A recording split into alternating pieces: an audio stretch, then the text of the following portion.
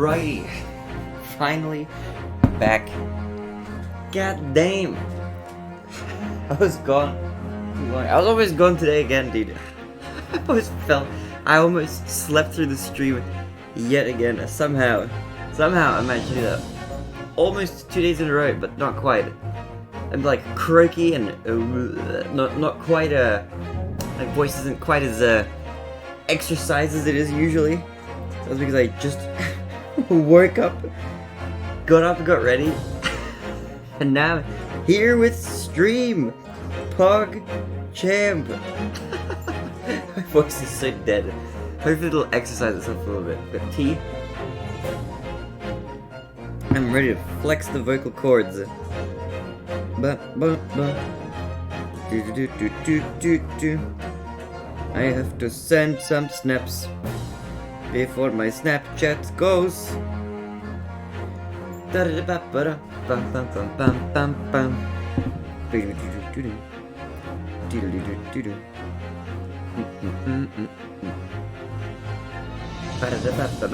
Gaming! Jay, how you doing? Better forever! How are you guys going, my friends? I didn't sleep through my stream this time. Proud. Pretty good. Yesterday I slept through it, today I almost slept through it again. But boy, do I have some fun news for you guys. Because, hold on, where do I even put this stuff? I didn't really plan this out at all. Alright. Put these, let me re-equip these. I have some new content as well that we're gonna do at some point. I have picked up this game. Check it out. Skyward Sword HD.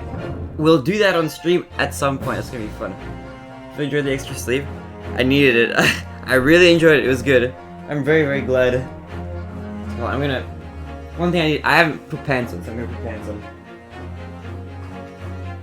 $6 report, you got scammed? Yeah. I scammed myself purposefully. I figured it would be fun, you know? I want to replay Skyward Sword. I haven't played it in a while. I figured this would be a good way of re-experiencing it. I wanted to buy the Loftwing amiibo. Oh, what? Yo, where's Jay? Ooh ah ah ting tang walla walla bang bang. Ooh ee ooh ah ah ting tang walla walla bang bang. Thank you for the sub, Jay, for the 6 months of tier 1. Damn, I can't believe it's already been that long. That's kind of crazy. It's got a lot of good changes. Yeah, I saw that it has some quality of life improvements. I want to buy that Loftwing amiibo as well so that I can use the teleporting or whatever. And in case, on the very slim chance that I might want to speedrun it, I want to be able to have that option there. Because apparently you can use that to move around faster. And it's like, only, it's locked to having the amiibo, which is kind of dumb, but... That thing is sold out everywhere, dude. I can't find one. There was one, I think there's one being sold, like, at the airport or something, but I was like, I can't drive to the airport. That's, like, forever away. But I hope you're ready. Because we're gonna get into this. The Great Ace Attorney Chronicles, Part 3. Chapter 3, actually. We're doing this better, just get that. I have the Wii version already. I already own Skyward Sword. And I have the limited edition Wiimote as well, the gold one. From like years ago. That's when that was new. I think we pre-ordered that. Oh my god, I'm rolling over everything. Okay, so Chapter 3 of this chapter. Let's get into it and find out. You always get an NFC card and you just get access to the amiibo. True. Why get this version? That's a bigger scam.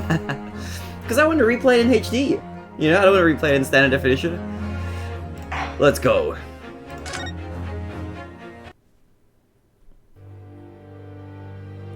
Episode 3. I'm gonna take my vitamins while we experience this. Glancing over my records of the late last century, I am faced by the events of a certain bitter winter. It's a sleepy day, LA. In a carriage, as it How are sped you? through dense London fog in the dead of night. Though the victim and the perpetrator were the only ones inside, there were multiple witnesses to the crime itself. Also, true meta, true. However, none could have imagined at the time Sad that why? such a seemingly obvious case as this Woo. would end in such a horrendous manner. Damn, what happened? My friend, Mr. Herlock Sholmes, once said of the incident, I believe that perhaps that case was indeed the prelude The prelude. The beginning of a long concerto that impressive Japanese student and I Oh, were I to said. play together.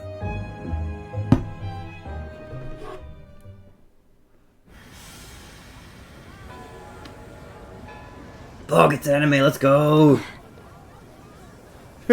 Amazing.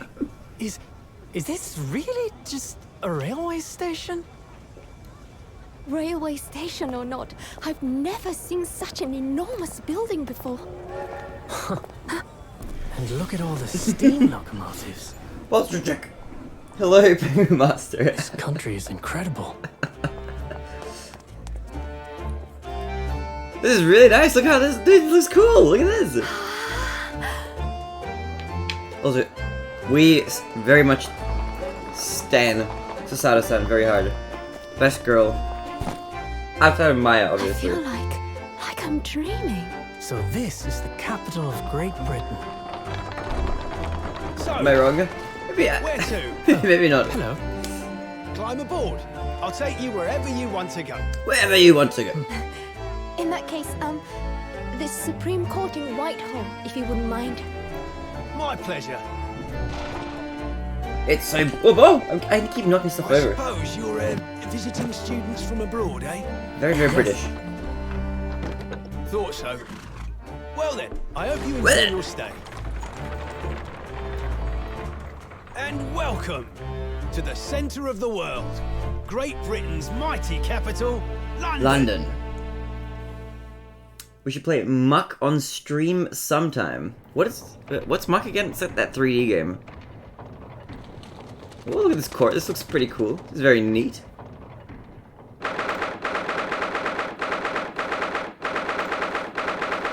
The British Supreme Court, 18th of February, 9:21 a.m. This guy is a G. He isn't racist to Japanese. Good on him. Yeah, true. Unlike that Brett lady, who was just straight up racist. Remember me planting thousands of tomatoes and taking my planting thousands of tomatoes. What an incredible place. It's so imposing. No. It's almost suffocating. This place is breathtaking. It looks like a fortress. If you don't know Louis Press when we play, maybe true. I swim my account at the top of a clock tower. Your courts. See counts. Yeah, look at that. That's crazy. What the hell? There are some stone buildings like this in Japan now, of course. But they've only been built in the few short decades since we opened our borders to the outside world. No, you're breathtaking. An authentic example like this has quite a different impact, wouldn't you agree? A far cry from the wood and paper most of our buildings are constructed from. It's certainly unfamiliar. But I think there's more to the differences than just construction materials. What is this place again? This is the Lord Chief Justice Office, or the Lord Chief Justice's Office, Naruto-san, in the Supreme Court of Great Britain. So this is an office, actually. This is crazy. No emogas. The Lord Chief Justice. This is like something that you'd say when you like swear or something. You bump your toe or something in the corner of a desk. Lord Chief Justice. We had instructions to report here at this time, if circumstances were different. We were supposed to let the Lord Chief Justice know that we had arrived from Japan. Where is he? But Kazuma can't. Yeah. No. So instead, we are here in a different capacity. As envoys to report the news of Kazuma-san's death. Damn, suspended Zufi, I can't type about it anymore. Yeah, rip. And having delivered his or her message, an envoy's duty is done. So, we have to return to Japan. If we want to remain here in Great Britain, I have to take Kazuma's place as a law student selected for the study tour. Yes, which means you need the requisite qualifications as a lawyer, which is what I've been studying for. Here in can you imagine if we take like a test in the game? I hope that's not a thing.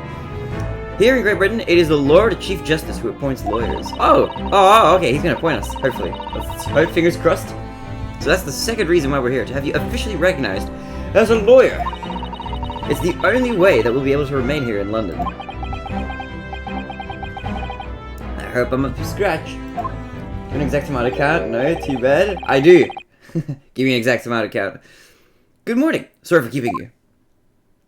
Oh, is that the Lord Chief Justice? That guy looks lordly and chiefly. Any justice? Oh, I trust you aren't too exhausted after your long voyage from Japan. 2,368 tomato seeds. God damn! What gave me planning them in? It seems I'm 1 hour, 12 minutes, and 47 seconds late. Oh, that's like me! See, I was actually about that late to the stream for this exact reason. Oh, no, don't mention it. We're never happier than when we're standing around with nothing much to do. How fortunate. So, introductions. I'm Mel Strongheart, Lord Chief Justice of the British Empire. Heart Vortex? Who? Ah, and I feel like a little mouse under an elephant's foot. Come on, Mr. Naruhodo, don't be a mouse. Oh, it's an honor to meet you, Lord Chief Justice Strongheart. Wait, why did they change his name? I'm Ryunosuke Naruhodo from the Empire of Japan. Well, Mr. Naruhodo. Welcome to London, the capital of our glorious British Empire. Oh yes, thank you. Expand my name to contain it's expand a farm to contain a little dam. In 3 days translation, it's Heart Vortex. That's interesting then. London. You call him Heart Vortex. So, what are your impressions of our capital so far? How do you like London? Oh, well, help. I've been so nervous ever since I got here that I can't remember a single thing about the city. I like your buildings and construction. It's simply splendid, isn't it, Mr. Naruhodo? Oh. We had a wonderful view of some of London's streets from the carriage on the way here from the station. Everything is so impressive and grand. I must say I'm almost lost for words.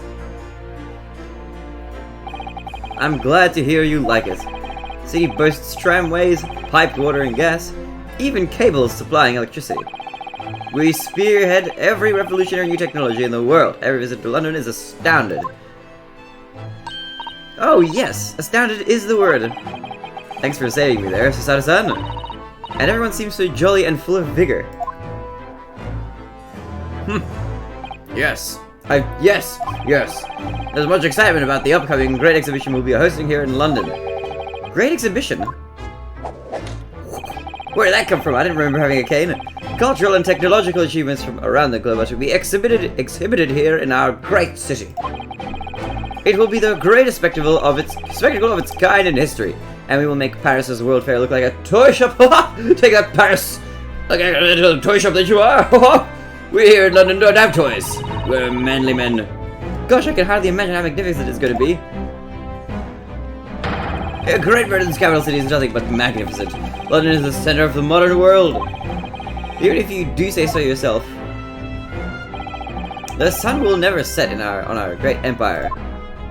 Is that a bad thing to set on an empire? Where we live again, Blizz? Well, that sounds ominous. Also, I don't know who Tommy is. I don't know where Tommy lives. Perhaps it is fate that in these progressive times, we welcome visitors from the land of the rising sun. I live in Australia, though. I'm an Australian boy. Lord Chief Justice, I think you were expecting a student of law for the study tour, weren't you? Please, bye. I'm in Australia. Absolutely. Mr. Kazumasogi, if my memory serves. Okay, thanks. I'm sus. Why? That's right. The British government has already been telegraphed a full report of the situation. I understand the young man lost his life aboard the steamship bound for our shores. That's amazing! The news reached him before we even arrived. Time's up by you. 2:08 AM. My country naturally extends its deepest condolences to yours. Oh, thank you. And you honored this appointment specifically to inform me of the news. Yes. We are here in the capacity of envoys from Japan to report the sad news in person. They tell me you Japanese are people of protocol and courtesy, and I see that it's true. And it is with some regret that I must inform you. The death of the young lawyer means the study tour arrangement can no longer proceed. If you would just hear us out, Lord Strongheart. We have a proposition for you. What do you have to say, madame? It's about the study tour. Mr. Naruhodo here would like to make a proposal. Would he now? Well, Mr. Naruhodo, this is it then.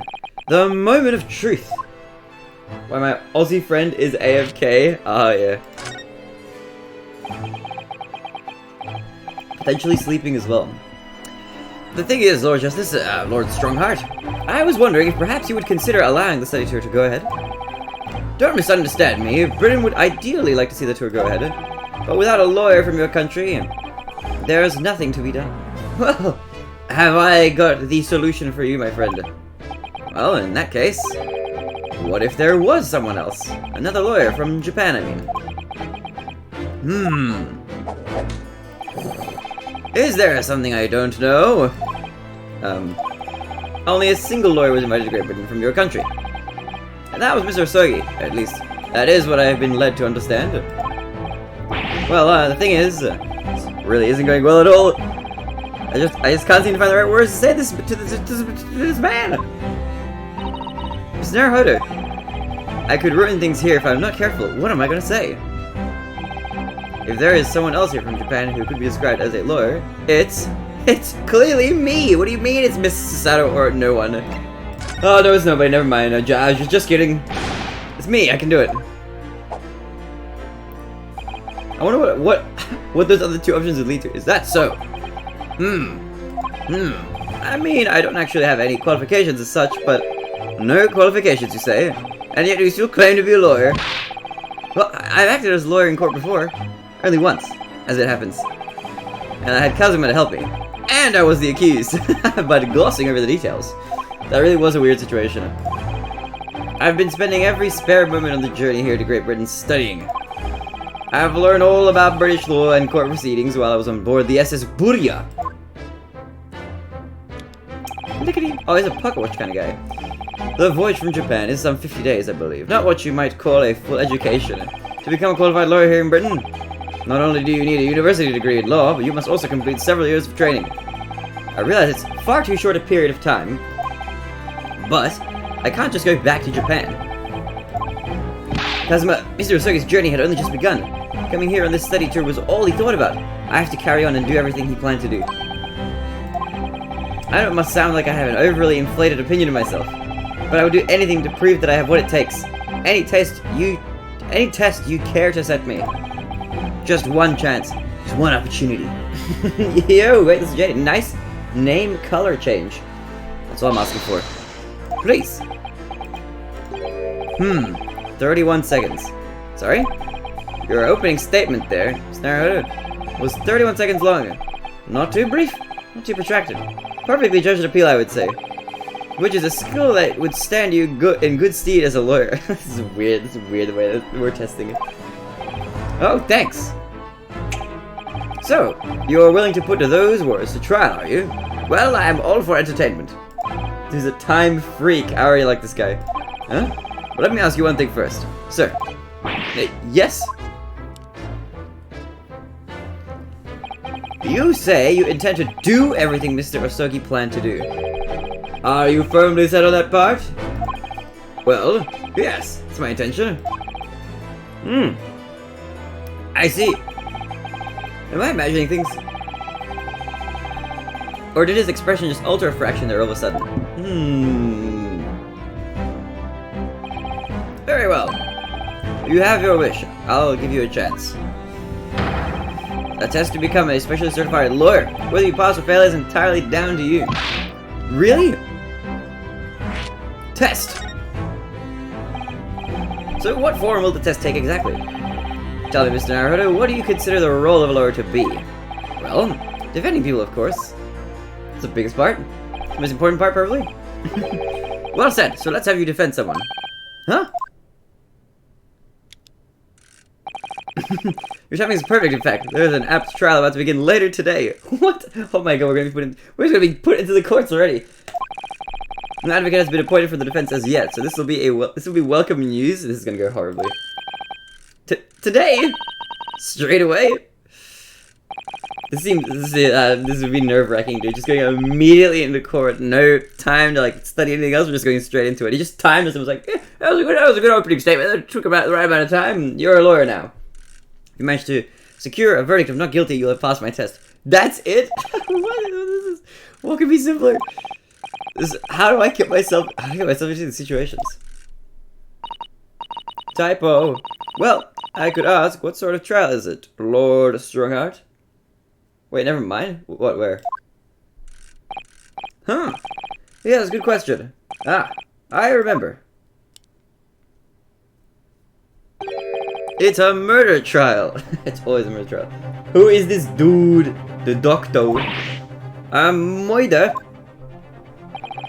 This guy is the Lord Chief Justice. An extremely simple case, I understand. You really can't lose. That's easy to say. But I should mention, just in case. If the defendant is found guilty, he will of course be sentenced to capital punishment. Capital punishment? He'll be put to death. Here in Great Britain, murderers are sentenced to the gallows without exception. This was a long time ago. Or not that long ago, actually. It's like 100 and something years ago. 120 years. Presumably you read that much in your short, sea-based introduction to British law. We can't possibly agree to such a test. Tiger vibes? A little bit. We would be toying with a man's life! Then we have practice. We played 4 Danganronpa games. I've trained for this moment. I am the Lord Chief Justice. I decided it's acceptable. But you can't do that, can you? He is the Lord Chief Justice. There's no need to overcomplicate this. All you have to do is ensure that you don't lose. So the defendant may live or die depending on how well I perform in court. That's no pressure. If I lose, he'll be hanged. That's intense to say the least. Mr. Naruhodo, you've come to me claiming to be a lawyer. If you want me to take you seriously, you need to prove you're willing to do a lawyer's job. with no qualifications. And you say that you intend to see through the will of your compatriot, Mr. Sogi. Bjorg. I would like to understand just how far you're willing to go in order to make that happen. He's testing my resolve? What's the matter? You've fallen silent, boy. What has caught you? What has caught your tongue? I'm sorry, my time is pressing. The trial begins shortly. Shortly? And answering me now. What's it to me? Do we get to investigate the crime scene, or are we just going in? What do I say? Do I agree to this absurd test? Of course I'll do it. Alright then. I'll have to give you a decision now. Oh, if I have to give you a decision now. My answer is, I can't do it, I can't get the words out. 15 seconds. Huh. Your decision making needs work if you want to be a lawyer. That was too slow. So, it's as I suspected, is it? Sorry? You have noble intentions, but lack the resolve to see them through. The test is cancelled. Thank you for stopping by. Go and acquire your ticket for passage back to the east tomorrow. This conversation is over. Damn you! What happened, man? Yes, Lord Starkheart. Thank you for offering me a chance. Mr. Naruhodo! I'm sorry, Mr. Sato. But what could I do? It's alright. I understand. You do? It's not an easy decision to choose whether to defend a man in these circumstances. Feels bad, man. Game over. But resolve has absolutely nothing to do with it. Whoa! What are you trying to say, madame? I think what Mr. Sato means is that no matter how badly I'd like to be recognized as a lawyer and stay here in Great Britain, to risk another man's life by treating his one and only chance at a trial so trivially would be utterly unforgivable, and I feel exactly the same way. Resolve is the name of the game, Pug. I'm sure the defendant won't see this trial as a test, as some kind of experiment. The lawyer may fight for his clients in court day after day, but for each one of those clients, the particular day they stand in the dock may be the only chance they have to fight to prove their innocence. No, I was wrong. I'm not qualified to do that job yet. I'm sorry for wasting your precious time. Lord Chief Justice, you fucking bitch, let's go, motherfucker, let's go, mic drop. Oh, sorry for wasting your time, bitch, let's go, let's get out of here. That's more or less what we said. Wait, Mr. Naruhodo. Oh, is there something else? Do you need something else? It's approximately 20 minutes by carriage to the Old Bailey from here. If you leave immediately, you should still be there in time. But I just said that! I was quite serious in what I told you. The defendant in this case has literally no one to advocate for him. Literally nobody. What my homie say, Vortex? He's kinda cool though. What? At this point, he can't hope to find somebody to represent him. The trial will begin without a defense. And if that happens, There's only one possible outcome. Death by hanging. If we see the most severe sentence, the judge can pass it down. But that's awful! But that is the truth. Why does it have to be like this, pardon me? Why does it have to be like this? Please, don't expect an answer to every question. The cold, hard truth of the matter is that there is only one person now with a chance to save this man from a very miserable end. And that is you, Ryunosuke. I'm really his only hope. Obi-Wan Kenobi. So, what do you say now, madam? Me? What do you mean, Lord Storyheart? You said it wasn't an easy decision to choose whether to defend a man in these circumstances, and I agree. But in my estimation, it is purely and simply a matter of resolve. Oh. Let us agree. Our time is up here. I have a meeting to attend. Pizza made fucking delicious. Nice. I must leave in 2 minutes and 16 seconds. Why is he so precise with time? Venture into our great city and enjoy yourselves. No pressure. Just have a good time. Chill out. He's gone. The Old Bailey. If we're going to do this, Mr. Naruhodo, we must leave at once. Converse. What to do? Mr. Sato, can I just ask you something? Why is she getting ready to chop me? No, don't do that. Careful. From this position, I can perform a Sato takedown in an instant. I know. Mr. Naruhodo, you heard Lord Strongheart. The trial starts imminently. If I need to throw you, I will. You know, you could just say, I think we should hurry to the courtroom. If you need to ask me anything, it had better wait until we're at the Old Bailey. Okay, let's go. Let's move.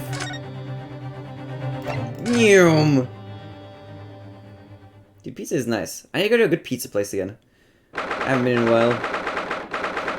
18th of February, 9:45 a.m. The Old Bailey defendants antechamber. Oh, thank goodness, we're in time. There's still 15 minutes until the trial begins. Never knew a horse-drawn carriage could go so fast. I thought my teeth were going to rattle loose. British courtroom, pug. Look at the guards. They're very British.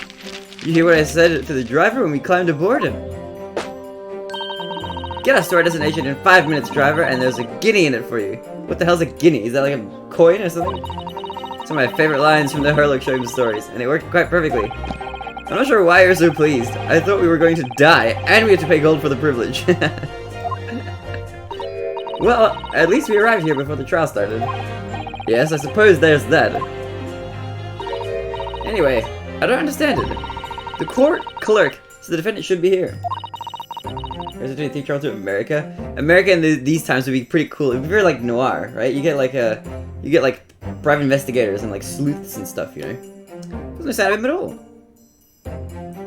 It's like the black and white movie period. That would be cool, actually. That's a good idea. So this is the Old Bailey. Even this room for defendants to wait in is grand. Are you alright, Mr. Naruhodo? I'm feeling tense. That's all. This place gives me the same sense of foreboding that I remember from the Supreme Court in Japan.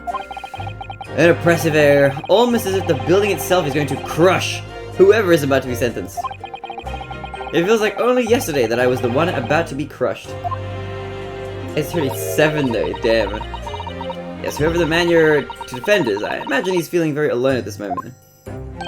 Oh, top of the morning to you, madam. Sir? Oh, what are you? What are you doing? Follow me here? Things are fair to spread, aren't they? Sorry? Would you look at those expressionless faces from these eyes? We're from Japan, yes. Ah, Japan is it right. Say no more. What, it's 27. I'm glad they're doing more Ace Attorney games, though. So, how much do you need? No, we're just here because... No need to explain, fella. I've been there myself, so I have. No place to go, nothing to eat. Barely a penny to your name, and all white in a strange faraway land. Well, actually, we haven't found a place to stay yet, no. Tis grand, tis grand. Let me start by giving you 1,000 guineas. Say nothing now. Ha! 1,000 guineas! Meiji-era Chronicles, a customers thing at the end of the previous case. I was like tearing up, you know, when we were like, we have to, you know, do customer proud. I was like, please, Mr. Sato, you don't have to shout. Oh yeah, but 1,000 guineas is enough to build an entire mansion in the most prestigious area of Tokyo. When we found out that he was like gonna help the girl when he was killed, I was like, dude, why? I died. Is enough to build an entire mansion in the most prestigious area of Tokyo. That was sad. That was sad, that moment. But I cry easily. What? Tis nothing to me at all. I like to ensure I have sufficient funds to weather a rainy day, you see. I have enough wealth to buy the city of London 2 or 3 times over. Could that much rain even fall in one day? Well, even so, we couldn't possibly accept such a large sum of money. Oh, ah! Oh! That hit me in the eye! Don't get me wrong, fella. I'm not giving it yet. I'm not giving it you no strings attached. I'll be wanting you to do something for me. Oh? To be honest, 'tis a little embarrassing. I don't know why I'm turned into an Irishman. The trial that's about to begin, you see, is for me good self here. I'll be in the dock. So now, what I want you to do is come along with me and stand there beside me. Officially, you'd be my lawyer, but that's just a little detail now. Oh, we're defending him! I thought he was the prosecutor. Well, the thing is, don't worry about a thing. All you have to do is stand up there next to me. Nothing more. Otherwise, you see, the trial is going to start without me having any kind of representation at all. So it was true.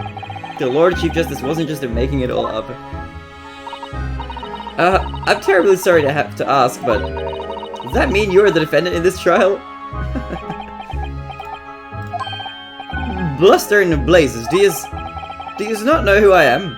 Me? One of London's biggest names? No, sorry, we've only just arrived in the city, you see. I see.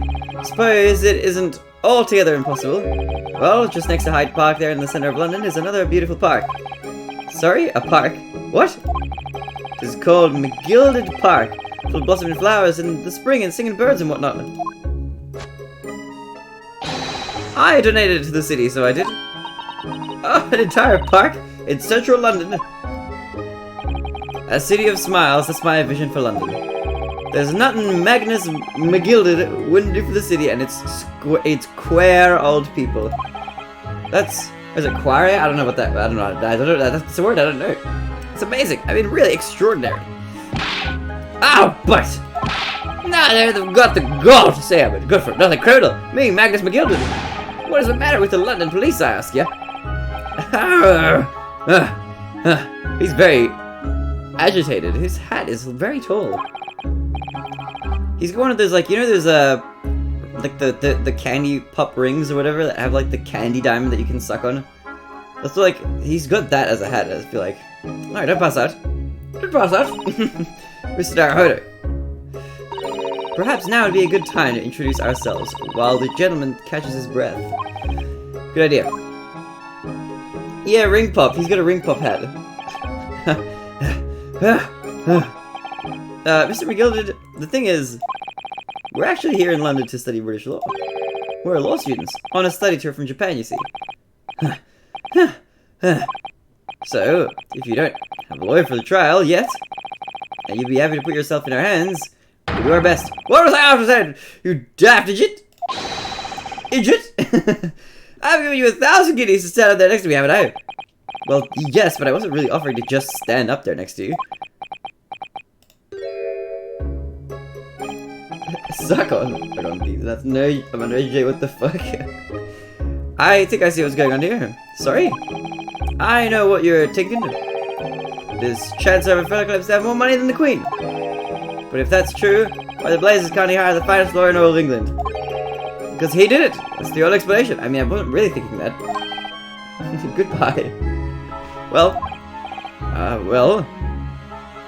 Not at all. Exactly. Not at all.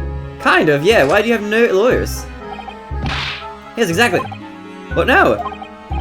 Well, like you said, if you have all that money, but you don't have anyone to represent you in court, there's no logical conclusion than the guilty of the charges. Clearly, you're the perpetrator. Oh!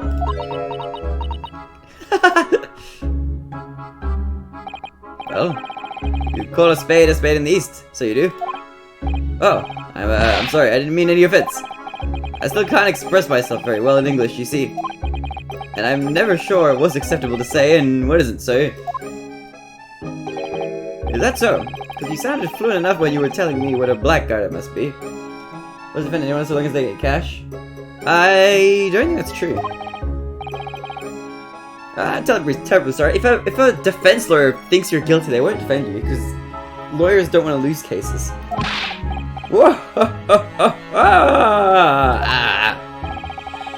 Can't say that I blame you for thinking it, fella. Yo, Paint Skate 8! How's it going? How have you been? How is the Ocarina of Time grind? Maybe I guess true they didn't defend anyone. Maybe. It's a little strange, to be honest. Why you don't have a lawyer? I mean. That would be the fault of the Reaper. The Reaper? The Grim one? Or is this a different Reaper that I don't know about? Sorry, did he just say Reaper? There goes Amerigo, of course. Aye, the Grim Reaper of the Bailey, Lord Baroque Van Zeeks. He's the prosecutor. Why does that name sound familiar? The prosecutor is the Grim Reaper? When Van Zeeks stands for the prosecution, they call the accused his sacrificial lambs. Being a dude, how's Mario been? I've been taking a break because I have tendinosynovitis in my left hand. So I've been forced to take a break because of RSI. It's so dumb. I'm glad to hear it going well though. And to this day, in every single trial in which he's been the prosecutor. Oh no, sad kick, I know. What the fuck? But hopefully I'll be back soon. I've taken a break for like a while now, so it's been resting. The accused has been damned. What? So it's reached the desperate situation. Have you been playing any percent, or have you been doing something else? Shut up, no big words.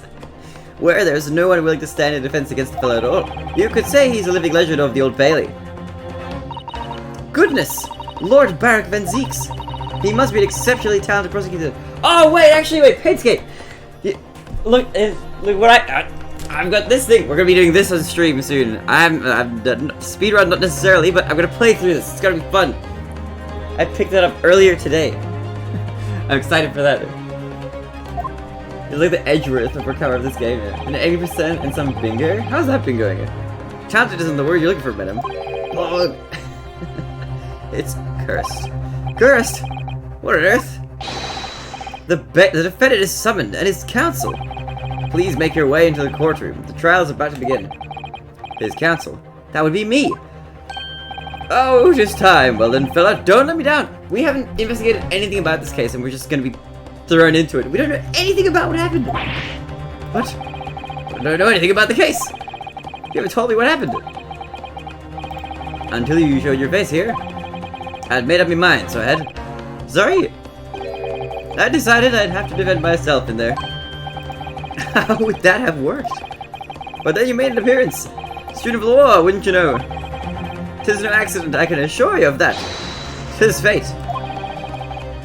Also, when did you get sponsored? Oh, I got sponsored a while ago. I had a clothing company reach out to me a little while ago, and we did like a sponsorship thing over like the course of a month. They use code Baronet15 if you want to get 50% off at JJ Malibu. I think the code still works, even though I'm not actively sponsored now. So to get cold feet now, please. It was like a month and a half ago, I think, something like that. That was pretty wild. That was pretty fun. I literally know nothing about the case or about this man who stands accused. In fact, the only thing I do know is that I can't just turn my back on him.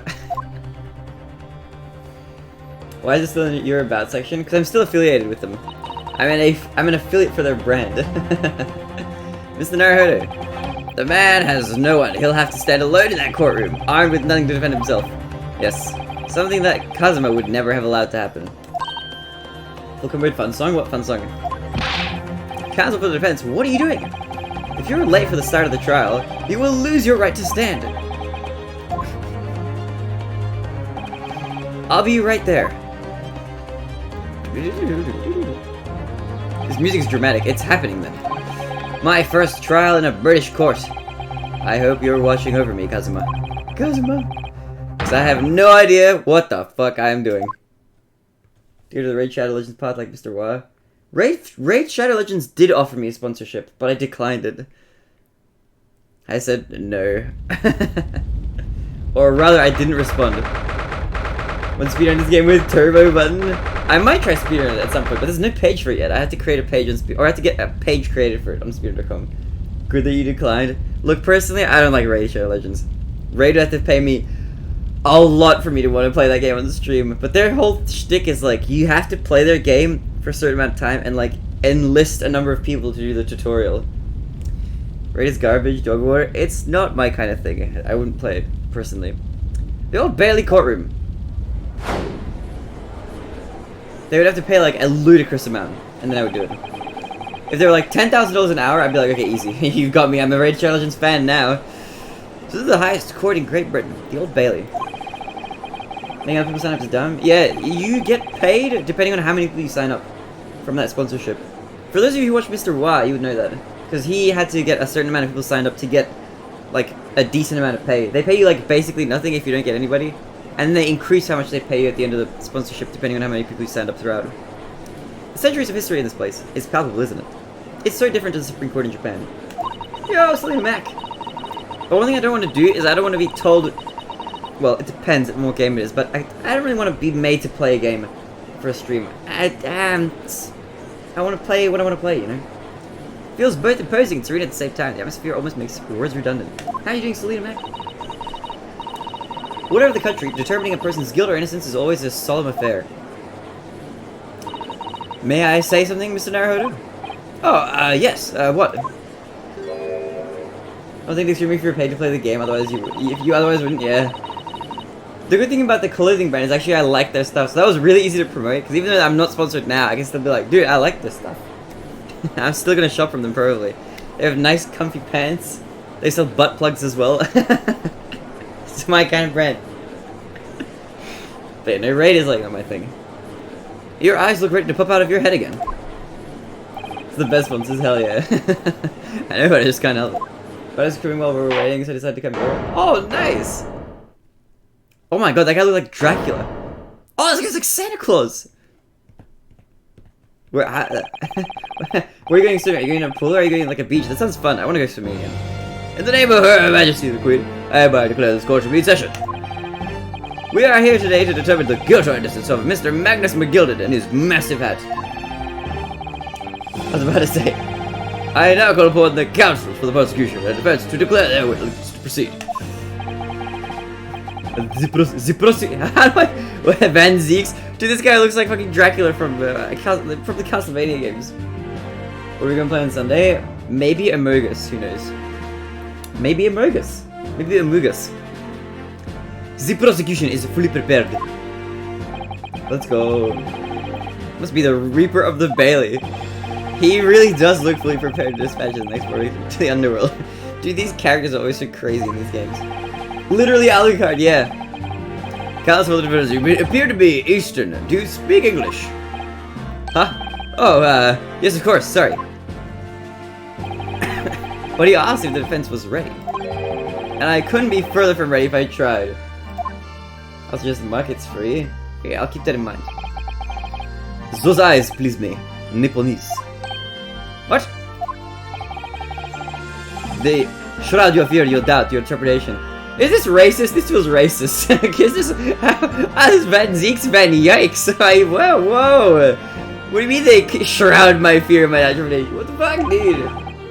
They run wild, clinging to some phantom notion of courage. This is weird. Don't say that. The quintessential look of sacrificial lamb. Whoa, what the fuck, man? Culture is random as fuck. What the fuck? That's really weird. Weird chap. All the way to the tips of my toes. What the fuck? Now, Mr. McGilded. Yes, my lord. You stand accused of murder, a capital offense. You could be sent to the gallows if found guilty. Are you quite sure you wish to entrust your defense to this foreigner? As I've always said, my lord, it is a grand thing to give opportunities to the young, even if it means dying in the process. Even if fellows a student from some little island off in the Far East. It is not the British way to ignore the dangers to yourself and give those less fortunate fate. Is it not the British way to give to do this? We'll see. We'll see. Hopefully not. I like to think that acts of chivalry do the Great British Empire proud. Listen to Mr. McGilded. What a fine gentleman London has in him. Do you hear that he has donated £5,000 to the government the other day? Mother, please may we go and play in McGilded Park. It seems as though everyone in the public gallery is firmly behind Mr. McGilded. It's definitely welcome news, and he certainly has a way with words. I'm surprised he didn't convince anyone to defend him. Maybe his case is just horrendous. Did you upgrade your cam setup? Looks really good. You know what's funny? I didn't upgrade the cam setup, but I upgraded the lighting setup. Now my lighting is way better, and that makes the camera look better. Like, the camera is still the same one that I've had forever, but the lighting is just so much. I have like a ring light now. And now I can have like you're just having more light in the room. It's just, that does wonders for it, surprisingly. I like what they put Mr. McGilded, and most laudable sentiments.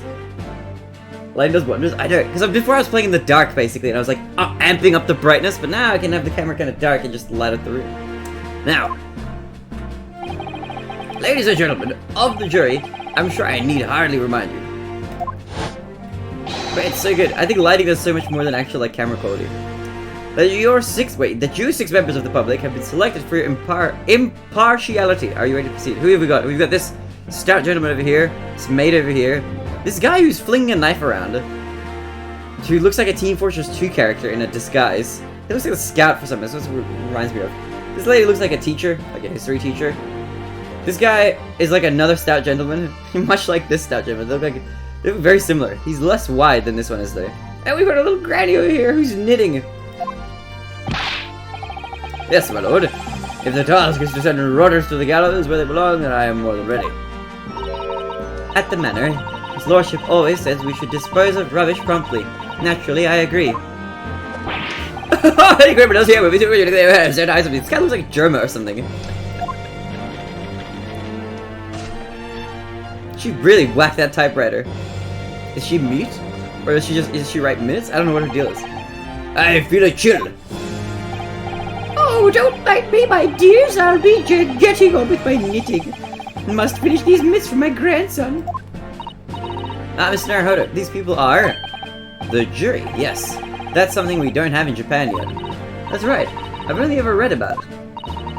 But here in Great Britain, the court's final verdict depends on the opinions of these 6 jurors. They look so goofy. The judge passes sentence according to the law, but the jurors determine guilt based on common sense. So the defendant is ultimately judged from 2 completely different points of view. But how exactly do these jurors give their verdict? That I don't know, but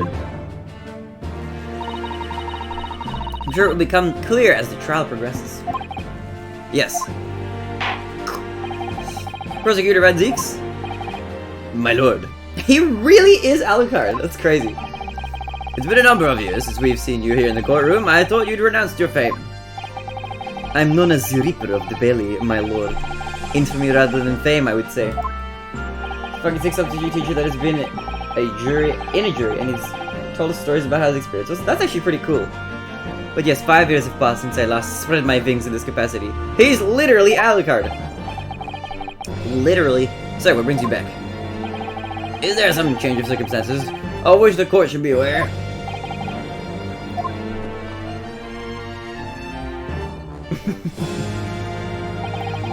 I leave that to your imagination, my lord.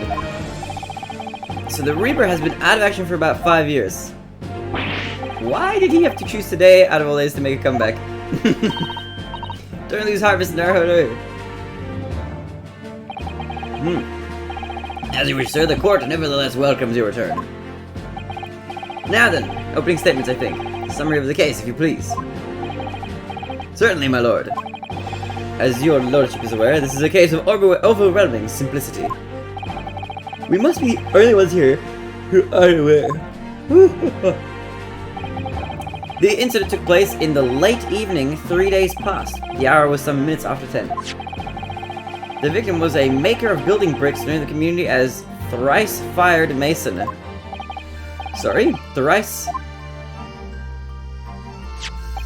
He was a very accomplished craftsman. The bricks he fired were said to be almost indestructible. The new iCarly episode back in about 25 minutes. Oh yeah, it's weird that iCarly's back. The victim's corpse was discovered in an omnibus in service on the streets of London at the time. Have a good look. A dagger that had been thrust into the victim's abdomen is believed to be the ultimate cause of death. Unfortunate, also very painful way to go. Here's the autopsy report from the investigating medical officer at Scotland Yard. Thank you, counsel. I shall accept that and the photograph as evidence. The autopsy report has been entered into the court record. The photograph has also been entered. Boom, bam! Alright, we should probably have a look over those. And one further item of evidence. The prosecution wishes to submit these as well. Some gloves. There's a bloody glove over here. I can see there's some blood on it. And these are new episodes of iCarly. Yeah, there's a reboot. There's a reboot, like a new season that's been made. Good lord, is that blood, counsel? Yes, my lord. Seized by a policeman who arrived at the scene. These gore-soaked gloves were taken from the hands of the accused when he was arrested. What? Mr. McGillicuddy's gloves had blood on them? Did you not know that, Panda? It's so weird. It is really weird. Yes, I will accept these as evidence as well.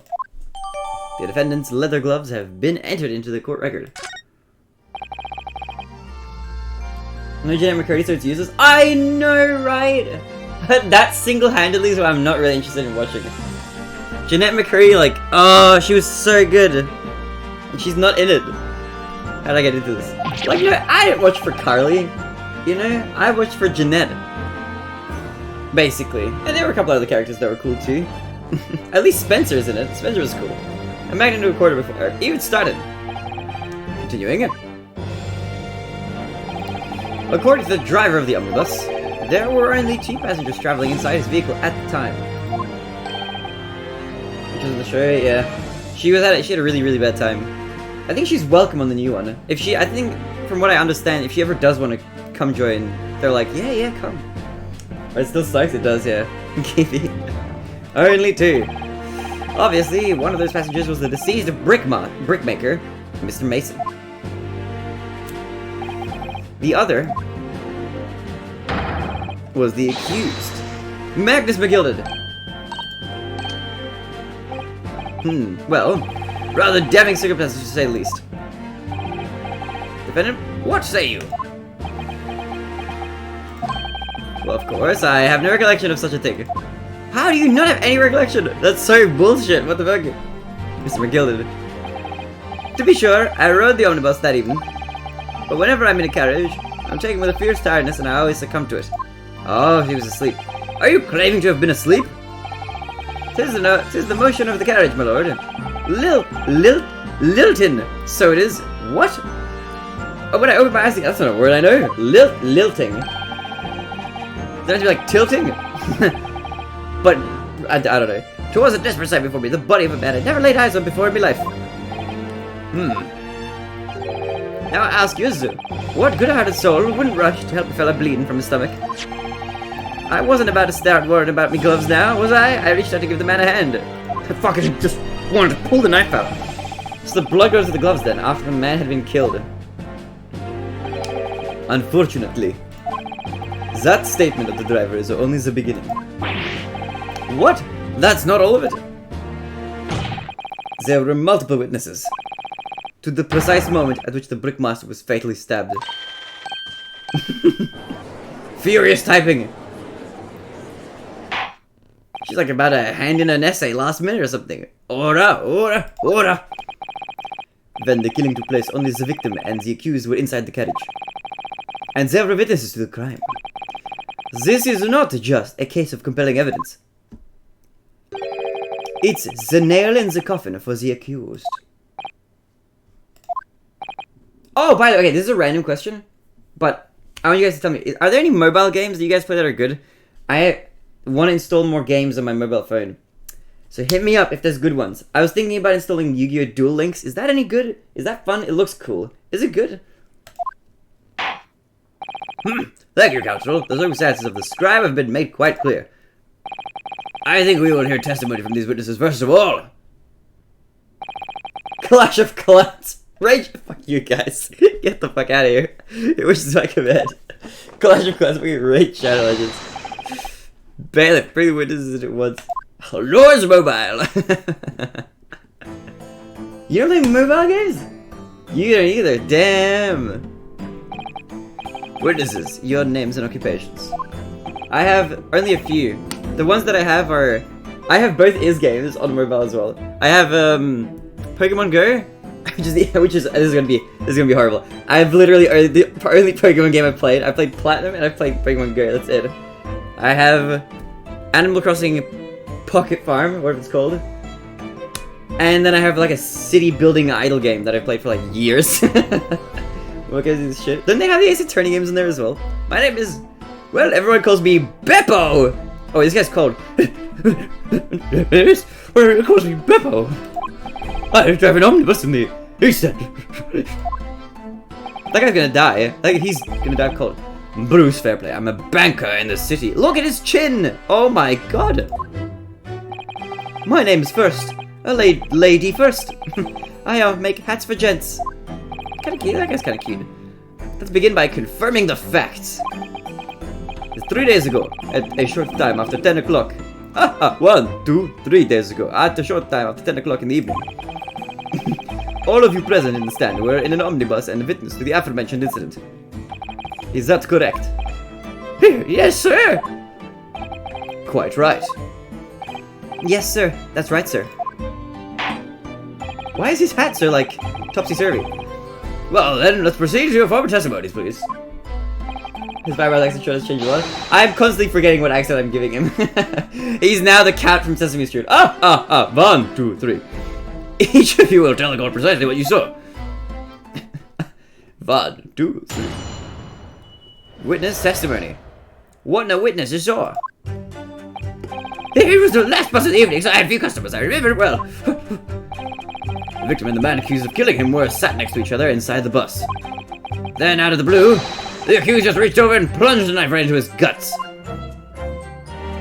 Oh, that's right. He stabbed him. I screamed, I did. I couldn't help it. His hat, what is with his hat? As soon as I heard the scream, I stopped by a bus, and then I saw it too. I like his mustache. It's like his eyebrows and his mustache are like the same shape. Unambiguous testimony, I must say. Exactly, my lord. These men witnessed the incident with the omnibus with their own eyes. I'd like to ask a question, if I may. Yes, counsel. Well, this testimony makes absolutely no sense to me whatsoever. Why not? Well, the incident took place inside a moving carriage, didn't it? This has been clearly stated from the outset, yes. What voice is this now? Has it been clearly stated from the outset, yes. How does he become a judge? Really pretty difficult. You have to be, don't you have to be a lawyer for like a really long time and you eventually get promoted to judge like way later? Well, in that case, don't you have to be a judge for like, don't you have to be like a lawyer for like 40 years or something and then like, eventually you might become a judge if you're like promoted or something? How could these two witnesses possibly seen what happened? I wouldn't know. I think it takes a long time, right? There's no way they could have seen the inside of the moving carriage.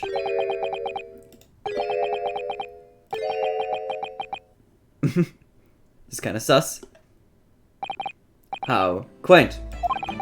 I'd read that civilization in the Eastern Isle nations was a good century behind our own. But you're here in London yourself. Are you really so ignorant about our omnibuses? Huh? Tell me, my Nipponese friend, have you even traveled in an omnibus? An omnibus? What actually is an omnibus? The only thing I know that's the only time I've ever heard that used is like when you have manga that's like 3 volumes put together, or like more than that. If it's like 4 volumes or 5 volumes, you're like an omnibus that has like a bunch of them. What actually is an omnibus? Like for real, outside of that context. We only arrived in London this morning. No matter. No matter, I'm French now. I've arranged for us to see, or for, every time I speak I have a different accent. The actual scene of the crime, that is. What do you mean?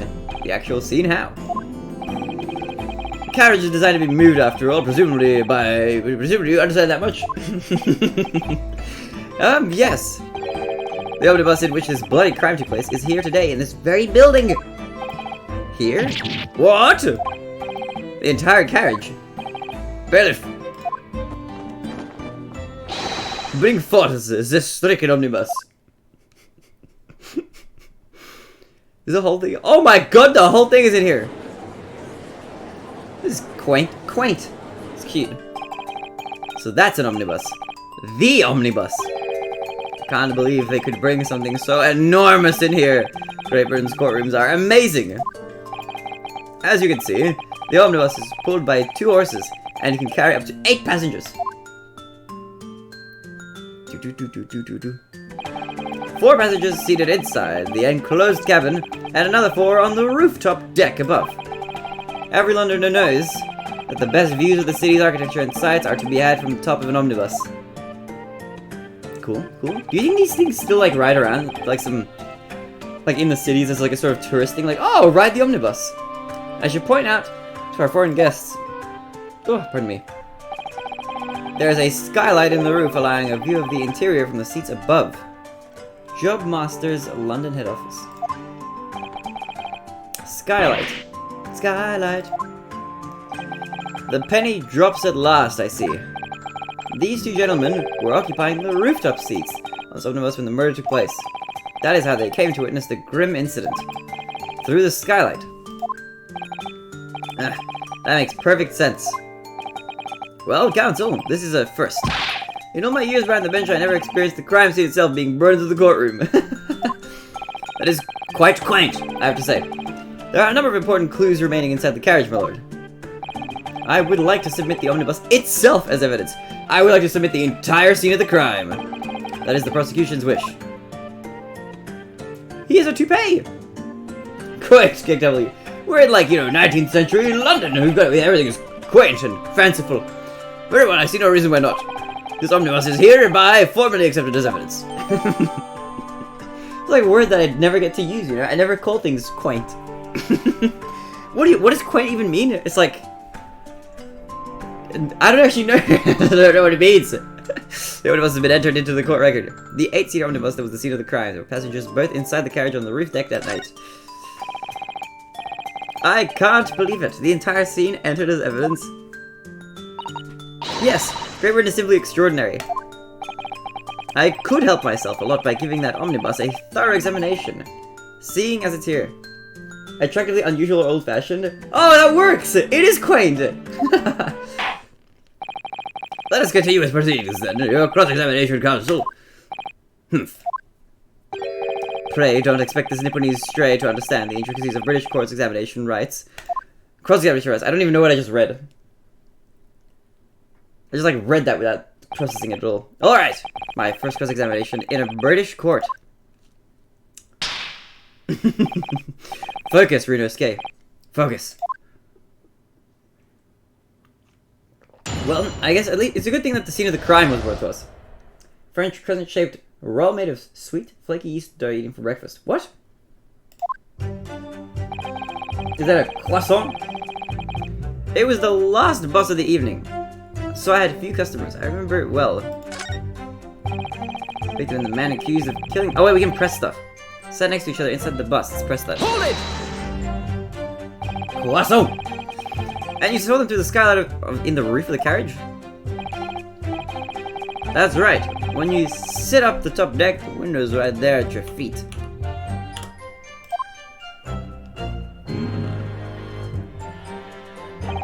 There was a lamp on inside, so I had a pretty good view. The 2 of them were wearing hats. Couldn't exactly make out their faces.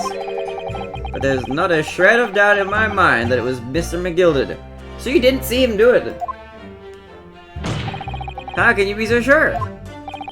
Well, how can I put it politely? Mr. McGilded is a gentleman of rather small stature. I couldn't have mistaken him for anyone else. Don't forget that when the vehicle came to a halt, the only people inside the enclosed cabin were the deceased, Mr. Mason, and Mr. McGilded. There's no room for doubt here. I really wish there was. And out of the blue, the accuser reached over and plunged a knife right into his guts. Just out of nowhere. It was very rude of him. Why would he even do such a thing?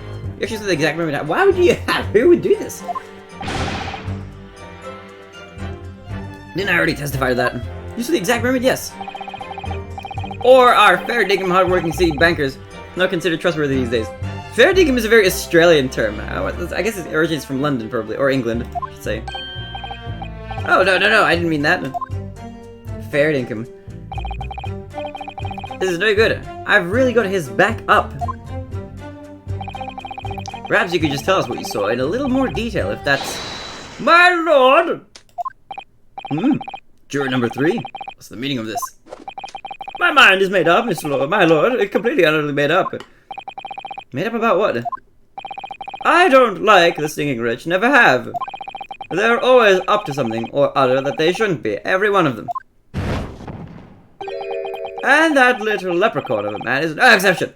Well, he can't fool me. What is this? The hell? There's no point wasting time listening to any more of this. That's my opinion on the matter, anyway. What? Hold it! Precisely what I was about to say. As the foreman of the jury, it's my duty to set a good example of my fellow jurors. That guy looks like John Goodman. Yo, Chris, how's it going to see? What the? What is happening here, dude? What happened, man? Uh-oh. This is not looking good. Let me see. Ah, yes. It seems that that's how members of the jury give their verdicts. They punch a flame into the boiling... the flaming pit of justice. Or the scale. The flaming scale of justice with fire. Apparently, yes. White for innocent and black for guilty. As the 6 members of the jury make up their minds about the case, one by one, they each cast a ball of fire into the great scales of justice. That is dramatic. This game is weird. It is. So if those enormous scales fall completely up to the black side, does that mean... This is our very best to make sure that doesn't happen. Now I'm even no more worried than I was before. Well, this is worried. Very well. The court acknowledges the change in the jury's stance. Counsel for the defense, please get you with your exclamation. This is a problem with getting up right before stream, is that I'm just like yawning throughout the stream. This is a nightmare. That's right, he stabbed him. I screamed, I couldn't help it. Christ.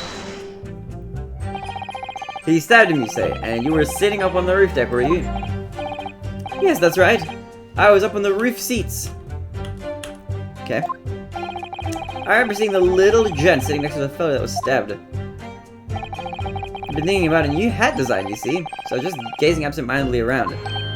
But then I happened to look down through the skylight. Did he just stitch 2 hats together? What's with this hat? Oh, it was striking right, sticking right out from his belly. That huge, great knife. Okay, nobody's being sus yet. A grim sight indeed. Ah, that didn't help me at all. Well, sure, it looks like they're even more convinced my client did it. Oh my god! Can a typewriter even type that fast? That's crazy. That appears to have made everyone even more dubious that Mr. McGill is telling the truth. If only we had some evidence to counter their suspicions. Do we have literally anything? Mr. First. Oh, yes, sir.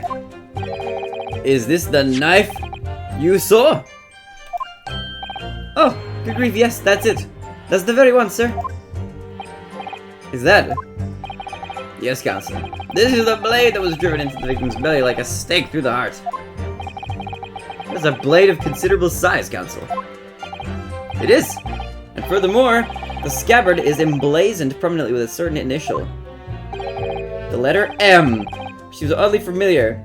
Well, it could be, we haven't set to M for Magnus, but we could set it to W for Wumbo, right? I mean, how do we know it's not a W? Please no. M for Magnus, perhaps, or McGilded, possibly? Take your pick. It seems this particular big name in London made a magnificent mistake. Oh, it's a word, it's an M word, and it sounds kind of like Magnus. Objection! Said it hard, didn't he? Yeah. But there are M's everywhere. But everyone's saying stomach? Yeah, everybody's saying guts, and this guy's saying heart. So that seems a bit sus. Opus Stellarium Asterisk Machina remixing. Nice pug! I don't know what song that is, but nice, Panda, let's go. Like in Mason. Objection! Sorry, fancy objection. This blade is far too extravagant for a poor brickmaker to have owned. No! This weapon of murder almost certainly belongs to the accused. Ugh. Replay of Union? I have not yet. Not conclusive, but certainly compelling, Counsel. The murder weapon has been entered. Found lodged into the victim's abdomen. So it's abdomen, why did he say heart? Its quality and fancy ornamentation suggests it might be quite valuable. My lord, if you'll forgive the interruption. Ah, juror number 2. Go on. Mr. McGilded is a pillar of society and a gentleman. And a gentleman's word should be sacrosanct. Sacrosanct. Don't know what that word means either. I thought I was gonna say sacrosanct, like a croissant. Say I send you a replay of the song? I'll have a look, yeah. However, those of us in service know we must accept hard truths. Wait, what are you talking about? Dispose of the rubbish. Oh my god. The rubbish, dude. No. I believe you never lie to me. No, I would 100% lie to you. And lie again and again. Repeatedly, over and over. I don't wish to cause offense, but I do like to eradicate all traces of filth and grime. Hold it. I have painstakingly typed every word uttered here today and cross-referenced all the facts. As such, I am now in a position to draw the only logical conclusion. What the fuck? There's only one juror, I think. Oh no, dude. Is the game gonna be over? What if I called your mom gay? That's 4 out of 6 jury members. Oh, there's 2 left. What the fuck? There's only 2 left. There are only 2. We've had it. Every time I press these witnesses for more information, I just make the situation worse. Nevertheless, what we need more than anything at the moment is more information. We're still very much in the dark. I suppose I'll just have to keep pressing the witnesses, knowing that more sparks may well fly. We mustn't give up hope that we'll uncover something that will give us a way to fight back. But... Alright. I'll keep trying. I can't give up. Not yet. Not now. Not ever. Not until we get our innocence verdict. Or not guilty verdict, I should say. I just need to keep calm and listen to witness statements again. As soon as I heard the scream, I stopped my bus, and then I saw it too! Wait, okay. Are there any... That's right, he stabbed him. Does anyone say where he got stabbed? Right into his guts. Is that consistent with the evidence? Single stab wound to the abdomen, guts, that makes sense. It looks like that as well. It's just large genetic was found lodged into the victim's abdomen. So I don't know who said heart, but it's clearly not the heart. It's like the prosecutor who said it. He was like, ah, yes, the heart! Oh wait, hold on. Can we inspect these? We should have a look at these gloves. Is there anything, like, sus about them? I mean, there's the blood stain. It's definitely blood, isn't it? Not the most pleasant sight to be confronted with on our first day in London. Well, nothing will come of grumbling now. No, by the way, is Mr. McGilded right-handed? Yes, I believe so. He was toying with a coin in his right hand a little earlier. Ah, pity. If only he had been left-handed. I think blood on either glove would be fairly incriminating, really. True. True. Okay, let's examine this. It's like a 3D model. This is crazy, dude! Can I just click it? Let's examine it. Well, let's open the door and go inside, shall we? Ah, scene of a murder. It's horrible. Okay, let's investigate. Let's have a look inside. How is there blood on the seat? This doesn't make any sense.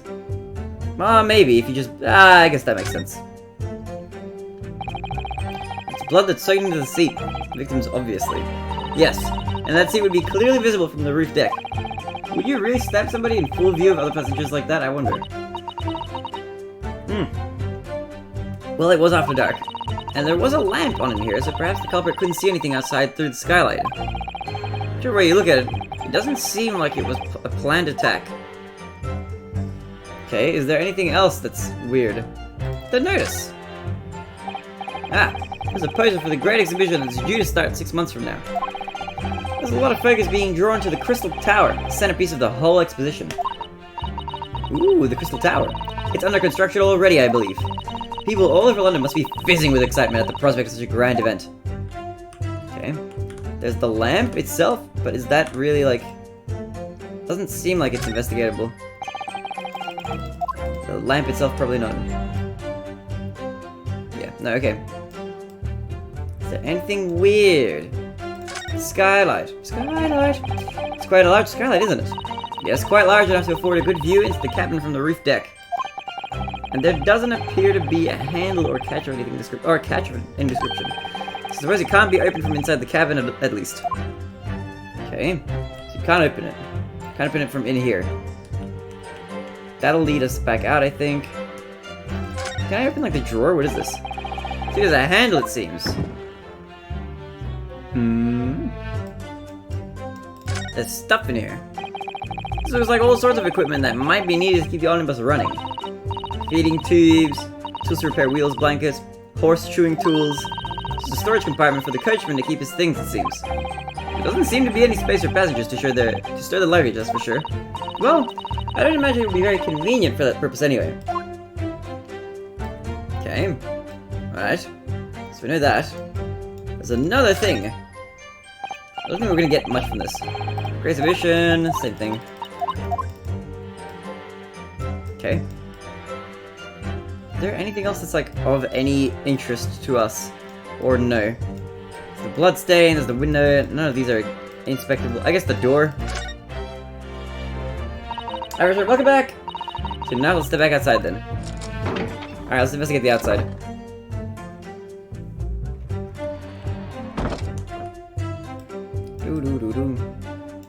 You have to like aim like a first person. This is weird. You have to aim like a first person shooter on this. Oh no, you can click. But I can drag. This is bizarre. Okay, is that inspectable? No. Is that? Is this? Is this? The skylight is inspectable from up here, I think. Or is the seat? So this is the roof deck of the omnibus. Oh, you must have a wonderful view of London's streets from here. The deathly omnibus. So people sit all the way up here on bitter winter nights with the cold air rushing past them. And they have to pay money to do so? That sounds cold. Can't imagine how cold it must feel. That just made me think of something horrible. Can you imagine being dragged around the city in a freezing cold as punishment? Perhaps that is the real price you pay to stay out late. Okay, but what about the skylight? Pardon me. You certainly see inside the carriage through this opening, that's for sure. Yes, and there's a lamp in the enclosed cabin. So I'm sure the witness would have been able to see quite clearly. That's not good for us. Okay, so anything else is weird. Phoenix Wright omnibus! What? What? What is that? Phoenix Wright omnibus? Damn, okay. Is there anything else that's inspectable? I don't think so, Red. There's a door to get in. I think that's it. There's like nothing I can glean from here. Okay, well, that's probably it. Can I examine this now? Can I open this? That part is the sheath, isn't it? Are you alright, Mr. Naruhodo? Oh, sorry, yes. I just don't really like blades. Oh. Doesn't seem like the words of a man with a large katana slung from his waist. That's not a blade, that's Kazuma's soul. Shit. Anyway, there's no sense in delaying it. Let's see what the blade looks like. Well, it's covered in blood. As to be expected. That looks like a lot like blood. It's probably not chocolate. It surely is blood, the victim's. An Englishman's blood looks a lot like a Japanese man's blood. Did you think it wouldn't? No, that's wrong. Sorry, it's just that we've only just arrived here in Great Britain. Finding it a little hard to adjust. Yes, I do understand.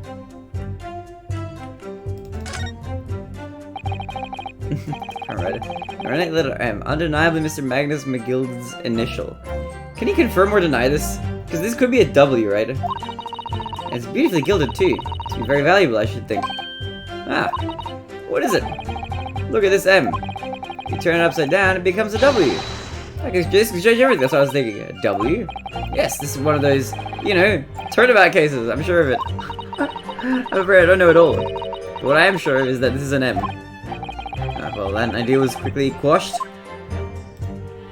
In before it actually ends up being that for real. Is there anything else that's inspectable? Not really, right? The blood, the blade. Well, that's it for that blade. Can we investigate this? Is there anything weird about this? There is. One of his buttons is missing. Is that relevant? Okay. That's an interesting note that I didn't really think about before, but the button is missing here. I mean, because the little... yeah, maybe, that's what I'm thinking. Who knows? We'll see. Armband, okay. Reach over, pull it, okay, what have I... Sorry, stabbed him, I couldn't help it. As soon as I heard the scream, I stopped my bus. Then I saw it too. Let's press this. Hold it! What exactly did you see? Oh, well, so that would be the passengers. Why his breath is like cold here as well. Even though I don't think the air is that cold here. Collapsed on the floor, he was. And by the passenger, obviously you're referring to the victim, Mr. Mason, the brickmaker. I keep thinking this is Beppo. And the other passenger had the knife in his hand like this. By the other passenger, obviously you are referring to the accused, Mr. Magnus McGill. And then he plunged it down like this. Ooh. Stabbing the other passenger in the belly. What? Is that really what happened? Why is there blood on the glove but not on the handle of the knife as well? Isn't that weird? Order! It is hard to believe one of London's greatest philanthropists, but this is damning indeed. The law knows no philanthropists, my lord, only the innocent and the guilty. Good deeds mean nothing when overshadowed by evil. Truth is everything. Couldn't agree more, sir. The truth. Is anything happening with these guys? No, they're all chill. Alright, so when it happened, the only two people in the closed cabin were the victim and the defendant. And, so help me, 3 whole people witnessed the man trying to do the deed. I don't like to be pessimistic, but we do seem to be in a rather difficult situation here. I don't disagree with that. This is quite the conundrum. What am I supposed to think here? Is Mr. McGilder really innocent? Or could it be? But before we jump to conclusions, our first task should be to gather information. We need to understand the case much better than we do at the moment. Yes, you're absolutely right. Let's listen to those witness statements again. A little more carefully this time. Boom, boom, boom, boom. Okay, press this one. Maybe there's something that we press here that we get information from. It's not out of 10, wasn't it? Oh, yes, sir. That's right, sir. Yes. Ever so cold it was, sir. Freezing, in fact. And you had 4 passengers on board at the time. Is that correct? Yes, that's right, sir. Not all traveling in the same parts of the bus, of course, though, no. And there were no other passengers when the incident took place. No one alighted, for example. Oh. You're quite right with that, sir. No other passengers. Like that, none. Use other thing not come out? What do you mean? What use other thing? So nobody fled the scene of the crime? Switch eShop? What use other thing? Or say the boss insists on it running. He does. Every evening. The last bus of the day. Oh! Ah! This one! I have it. We're gonna play it on stream. Skyward Sword HD! Pug! We're gonna be playing that. I have that for stream content. We're gonna do that. I don't know what day we're gonna do it, but we're gonna be playing it. I actually just bought that today. But I do wonder sometimes if it's altogether worthwhile. Yes, sorry to say. What do you mean by that? Well, what with it being so cold and everything, and only making 20 pence on the run, you see? So I spend that much at the pub on the way home, just trying to warm up again.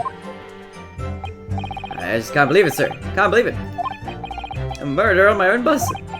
It's too awful to think about. I haven't been able to shake this cold ever since it happened. Oh, I wish to speak. No, dude, the last juror. This is one more after that. Juror number 5. Do I take it that you too, as the master of the London Guild of Coachmen, The idea of a murder being committed in one of the city's carriages is utterly abhorrent to me. It wouldn't be right to make a decision before hearing all the facts, though, I said to myself. But I have heard enough now. The horse has bolted, as they say. No, please, just keep it open by a little look.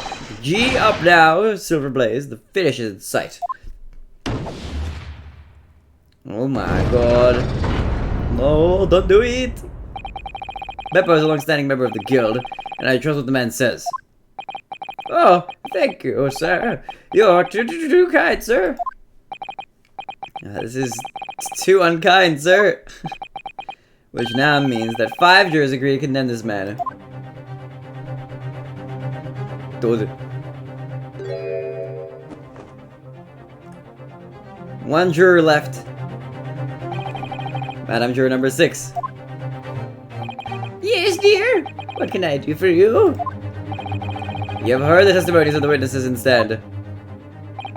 Oh yes, I certainly have. Still got my hearing, you know. Then pray tell, why are you yet to pronounce your leaning? Well, dear, thing is, I'm a creature of habit, me. I always go to the park at around this time of day, and sit on a nice bench and get on with my knitting. There's a lovely little park just near where I live. McGilded Park, it's called. Okay. The gentleman donated to the city, you know. Put a smile on under his face as he said. Can't imagine such a fine young gentleman would have it in him to take another man's life. He's always doing wonderful things for the city. That's right, a man like that wouldn't stab someone, surely. Mother, maybe we go to the McGilded Public Library after and buy some more books? Dude, how much stuff has this guy done? How many Londoners live with their heads in the clouds? Do you people not know?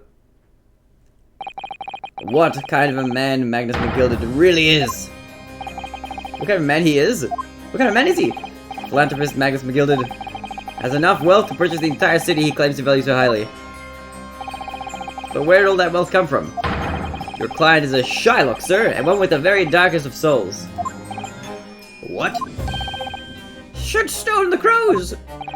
McGilded lends money at extortionate rates of interest, so his victims have no hope of repaying him. When they default, he takes possession of everything they own. He is a vulture that preys on the weak. I've never heard any mention of that before. Your faculties haven't deserted you, I'm sure, madame.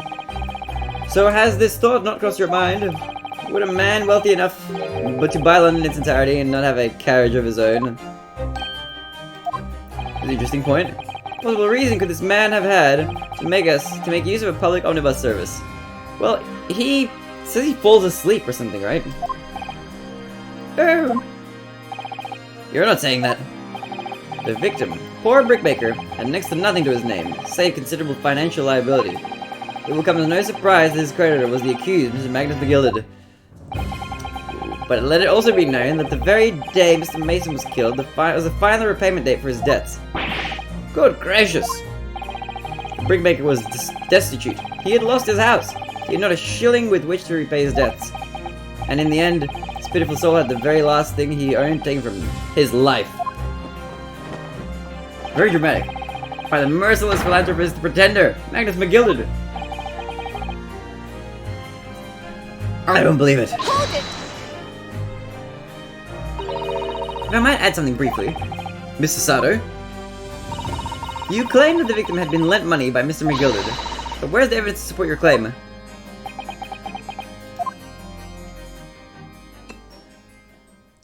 Does he just have wine with him? He just has wine. Pray forgive the discourtesy of filling my hallowed chalice in a court of law. Aha, there it is. Lord Van Zieg's hallowed chalice. Okay. How can this be considered acceptable? His hallowed chalice. But I find myself in unexpectedly good humor. I had heard ladies from the Far East could show great courage, but didn't expect to experience it myself. Ah! As judicial assistant to defense, I am simply doing my job. What a pity that your display of courage is in vain. This is the debtor's ledger, with which details all monies loaned by the accused. You will find the victim's name clearly recorded inside. Oh. Allow me to present this ledger as evidence. Pog, we got evidence. We can have a look at more stuff. And pray forgive the discourtesy of raising my chalice in a toast to the enigmatic East at the same time. This guy's a bit of a weirdo. A marvelous toast, Council. I'm glad they see this. This guy's like a fan of his. The debtor's ledger has been entered into the court record. Let me just stretch a little bit. 20 guineas. The victim owed a considerable sum. And the accused made quite certain he had ample recompense. Well, it would seem I've had the wool pulled over my eyes. Regrettably, madam, that is the modus operandi of the accused. And it's such a pretty little part too. What a scoundrel. No! Still, maybe it's all for the best. Ah! Ooh, wait a minute. Let's think about this a little more before I don't stand for nonsense. Oh, no! Is this over? That was it. The last juror's decision. Oh, no, dude. Does this mean he dies? Or do we keep going? According to this encyclopedia of British law, when all members of the jury have concluded that the defendant is guilty, court proceedings are suspended, and the presiding judge will deliver the final verdict and sentence. F. That's what it says here. So it's just over? What the fuck? It's over then. What? Oh? There's a footnote though. A footnote? However, the defense... All 6 members of the jury are now in agreement in this case. Wait, the defense what? That sounds important. That sounds like we need to do something. We need to act somehow. Allow me to convey my respect for your swift and righteous decision. According to the laws of this country, I will now conclude the trial by delivering my final verdict. I trust there are no objections. Yes, there are! Sato, just tell me one thing. Oh, yes? You were in the middle of saying something before. A footnote in your encyclopedia of British law. However, the defense... What did it say next? Oh, yes. Of course. One moment. When all members of the jury have concluded that the court proceedings are suspended and the presiding judge will deliver final verdict sentence, then the footnote says, however, the defense has the right to demand a summation examination of the jurors at this point. The hell is that? That's cool. Okay, let's examine them. A summation examination? Objection! A summation examination? From which century has that tome you have there been resurrected? Judging from the binding, I would say that book is at least 50 years old. Anyone who takes on British law wouldn't even give such an antiquated procedure a mention. It's a relic, long forgotten, and certainly no longer practiced. So you're out of luck. That's not how that works. That's part of the law. I think we're gonna still do it. I think we're gonna do it, dude. What even is it, Mr. Sato? The so-called summation examination. Oh, one moment, and I'll read about it. I'm glad that we have her resource. You would demand the right to a procedure before you even understand what it entails? Typical Nipponese. Alright, Mr. Naruhodo, I think I understand.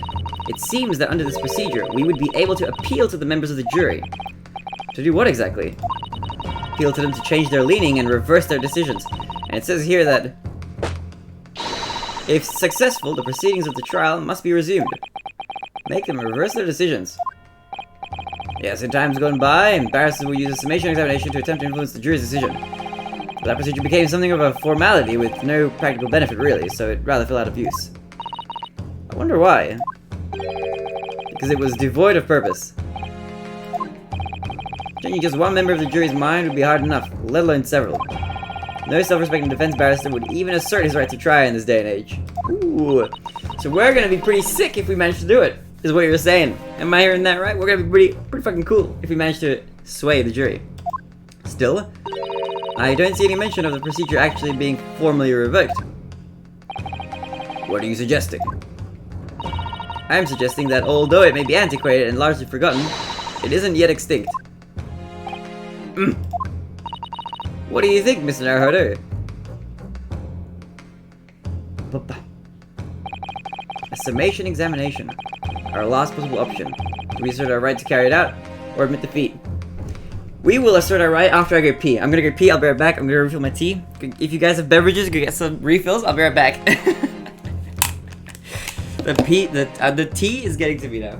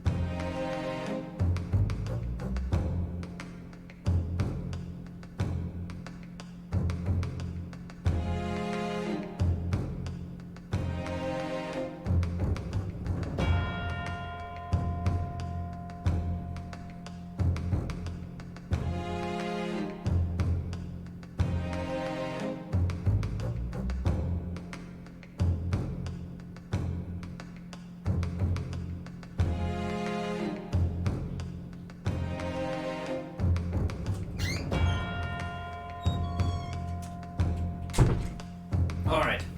It's time for us to defeat our opposition. And pull out all the stops. Let's go.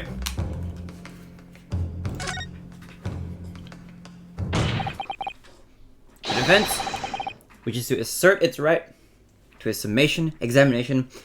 My lord, let's go! Objection! London is the capital city of the most powerful nation on earth. So, we have a duty to the word... Wait, to the word? To the world! To exemplify the very high standards of judicial procedure.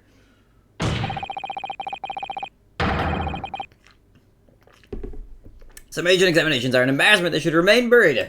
Objection! But if it's our right, it's our right. I believe it could prove vital in this trial.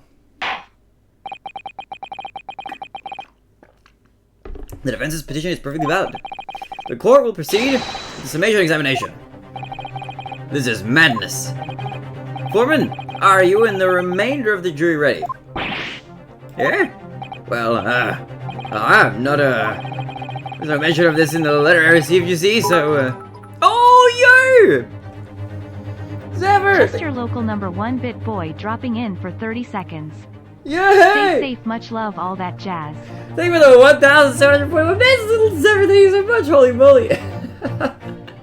How are you doing? I hope you're doing well, lots of love to you. I hope you're doing amazingly. Zephyr, oh my god, number 1 bit boy, holy shit, by a large margin now. There's no mention of this in the letter I received, you see, so... How have you been? How are things? All members of the jury will be asked to explain on what grounds they've reached their decision. On what grounds? You must all justify your decisions and explain why you believe the defendant to be guilty. Not bad, I hope you have a good day off. Yeah, I'm doing well. I'm doing well. I had a good rest. I'm glad to be back now. I'm feeling a bit sick, but pretty good overall. I'm glad to be here playing the game again, you know, and chilling out with you guys. And I've got new content in store as well. Because I bought a game that we're going to be playing on stream as well. We're going to be playing Skyward Sword HD. It's going to be good. So if you're into Zelda games, that's the new one that's out now. Where did I put this? I'll put this over here. That's going to be fun. That's going to be fun. We're going to do that soon. Maybe even we're going to might even start do that tomorrow. Who knows? It's going to be good though. I just set up my Switch to stream again as well, which is going to be interesting. My lord, you're rather putting us on the spot. This is most irregular. No mention was made of this before. I don't really hold with this justifying lark. It seems to have thrown the jurors off. It seems none of them have experienced this before. Alright then. The summation examination. The defense procedure no practicing lawyer has attempted for years, is it? Push up too hard. Praxis was enjoying Skyward Swords, so have fun. Gotta run for community night, but love you bro, stay safe, much love, all that jazz. Love you too, hope you're doing well. Thank you so much for popping by. I always appreciate seeing your name in the chat, always brings a smile to my face. Alright, community night as well. I mean the opportunity we've been looking for, to turn this trial around. So be it then. Ladies and gentlemen of the jury, the court hereby calls upon you to state the grounds on which you find the defendant, Magnus McGilded, guilty of the most serious crime. Of this most serious crime. Judicial findings. The jurors' contentions. Hey, lovely bitch. Yo, Poppy, how's it going? There was no one else inside the carriage at the time, so it has to have been him. What is this? It's very stretchy. How you doing, Poppy? I trust the driver. He has an excellent memory, it seems. 4 passengers with fares totaling 20 piece. Should I be like a amiibo? He's stuck. That is dangerous, man. Be careful. Stuck the chap next to him just like this. Brazen, I must say. Absolutely brazen. I have simply typed and collated all the statements I made thus far, and drawn the logical conclusion. You can trust the guild. Fair fares is our motto. We haven't raised prices above 4 pence for years. The scoundrel stabbing the poor man on the floor, it beggars belief. Poor man on the floor? But he wasn't on the floor. He was on a chair. He was in a chair. I'm starting to wish I hadn't pushed for this now. Some of the jurors don't seem to have wonderfully formed arguments though, do they? Well, let's see what we can do. We need to get these 6 people to change their minds. I'll throw everything I can at them and use some very persuasive language. Just a moment, Mr. Naruhodo. According to my book, that's not quite how it works. Oh? I thought I was going to have to thaw their icy minds with some heartwarming rhetoric about the defendant. Fortunately, once the jurors have decided the defendant is guilty, they're unlikely to heed anything the defense says. But But then, they've reached their conclusions by their own reasoning, you see. Your pleas will sound like excuses. In fact, it could recoil on you. The more you try to persuade them, the more entrenched they may become. And what on earth am I supposed to do? Oh dear. I'm just citing what I've read about British law, Mr. Naruhodo. Right, I'm sorry. Do you have any idea how to make this work then? Well, from what I can understand, the key to this procedure is using the jurors' own words to make your arguments. What do you mean? Well, the 6 members of the jury are randomly selected members of the public. They may appear to present a united front, but the truth is, they are complete strangers who just happen to find themselves here in the courtroom together. And that's the way they break them down, you mean? Yes, exactly. We must listen very carefully to what each member of the jury says, and see if we can identify any contradictory statements. If we can, we then contrast the statements and pit the corresponding jurors against each other. I see. So there's contradictions in what 2 or more jurors say that we're looking for. In a way, then, this is similar to a regular cross-examination. Oh, yes, I suppose you're right. Okay, this is gonna be interesting.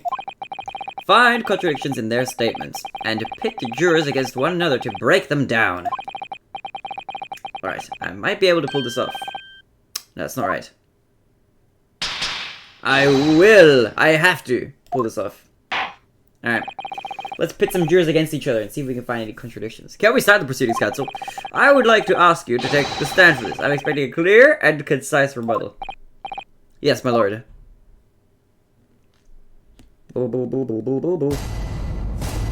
Jury examination, let's go. The defense's rebuttal. There was no one else inside the carriage at the time, so it has to have been him. That sounds probably fine. Can we press all the jurors? The driver has an excellent memory. He seems 4 passengers with fares totaling 20 pence. Wait, that's contradictory to this one, right? Because he's like, hey, fare prices, wait, 4 pence for years. There are 4 passengers, and that wouldn't add to 20, right? Let's have a look. Let's pit you against you. Objection! Well, do you know Liberty Mutual customizes your insurance so you only pay what you need? What is this Liberty fucking emote in the middle? Those 2 statements clearly contradict each other. They do? Explain yourself, counsel. Me? Dear, what have I said? For the Silver Blaze's main and name, I haven't the first idea what you're talking about. According to the group testimony we've heard so far, there were 4 passengers on the omnibus on the night in question. And according to the coachman, Mr. Bepper, he took 20 pence in fares. Quite right. I have those precise details typed neatly here in front of me. And juror number 5 also tells us the following. The fare for the omnibus. Always 4 pence. That it is. A fair and convenient single price. Just the way London's garages should be operated. But that doesn't add up at all. In fact, it leaves a glaring discrepancy in the facts. Why, man? Why? 4 passengers paying 4 pence each. If you do the multiplication, it would be 16 pence. Exactly. As I said, it doesn't add up. The figures are different. By 4 pence, in fact. Or precisely 1 person's fare. 1 person's fare. Yes, in other words, on the omnibus that night, it's distinctly possible there was another passenger we've heard nothing about. Good gracious.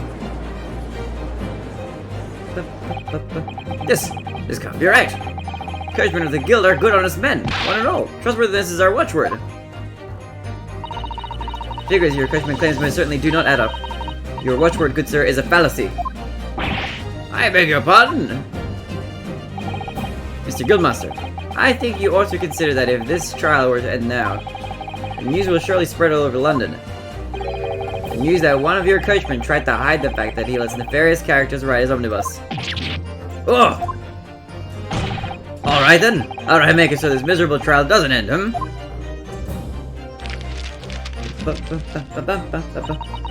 Well, according to my book here, you simply launch a ball of fire into the innocent side of the set of scales. Now hold your horses there, coachman. We were all in agreement. Why do you have to go and... Wait till I get my hands on you, Beppo. Boom.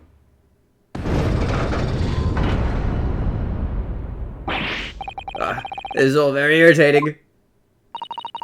Begging your pardon, sir. I'm going to do the same. Oh, Pug! Let's go. For the love of Mike, not you as well. A penny can be the difference between a smile and a tear, after all. I certainly can't put my trust in someone who doesn't follow my exacting standards in financial matters. Oh, really?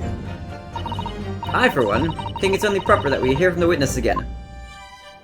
Yay! Well done, Mr. Naruhodo, you did it! If we can manage to change 2 more jurors' minds, we can force the trial to continue. 2 more, actually. There is something else that's bothering me about a couple of their assertions. That's where you must strike next. So I need to pit 2 more jurors against each other and sure there's another contradiction in their assertions. Exactly. You can do it. Well, scales of justice have shifted, but they still weigh heavy on the side of guilt. Counsel, you have the floor again. Continue with your summation examination. Changing my leading to innocent. I should like to hear what the slipshod bookie presses of himself. Chat next to him just like this. Brazen, I must say, absolutely brazen. I collected all the statements made thus far and drew the logic. Okay. Scoundrel stabbing that poor man on the floor. Okay, so these 2 are at odds with each other. One says next to him, one says on the floor. They are clearly saying that it's different kind of stabbing. Objection! Those statements are completely contradictory. What? Explain, counsel, post haste. Dearie me, I was only knitting a jumper for my other half. What is all this claptrap? What does contradictory even mean, I ask you? We've heard from more than one witness. They allegedly saw the actual moment when the defendant stabbed the victim. Now, out of curiosity, juror number 3. What? Can't you see that I'm busy here? How would you say the defendant stabbed the victim? What sort of motion was it? Ah, want to test me, do you? It was like this. Stuck the fellow next to him without even getting up. Just like the prim banker said. Yes, that was Mr. Fairplay's testimony. Quite true. Now then, juror number 6. Oh, is that me, is it? What can I do for you, young man? How would you say the defendant stabbed the victim, madam? Oh, well, dear, as far as I understand it, it was like this. He stabbed the poor man after he'd collapsed on the floor. The coachman said so. Now, don't move. Take a look at these 2 jurors. He stuck the fellow next to him without even getting up. And he stabbed the poor man after he collapsed on the floor. Well, I never. There. They're stabbing in totally different directions. What? Oh, bless my stitches. What a minute, what a muddle. What this tells us is that there's a strong possibility one of the witnesses isn't telling the truth. Oh! But why? Why the things would they lie? I don't know that yet. But what I do know is that if the trial ends at this point, we may never find out. We may never know the real truth. Ladies and gentlemen of the jury, can you really let that happen in all good conscience? Lies, you say? Oh, dearie me. I can't abide people telling lies. It's even. The scales. I don't believe it. Hold it. Wait. Now hear this, my fellow jurors. I warn you, you cannot listen to this man. Look at him in his black suit. He's clearly some devious Eastern sorcerer using magic on us all. If I could use magic, do you really think I'd be putting myself through all this? Answer me this, dark jinx. Huh? Me? What exactly is the problem? What of it if 2 witnesses have slightly different recollections of events? What of it?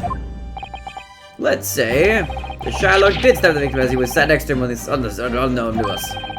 And this young dandy saw him do it. And And now let's say the victim collapsed on the floor and then the Sherlock stabbed him again. The old lady saw him do it. Well, what's to say it didn't happen like that, huh? What are you calling a dandy, sir? Why, I should take this knife to you. Why are you calling old? Why, I should take this needle to you. Yeah, they're ready to kill each other now. But, could the foreman of the jury be right?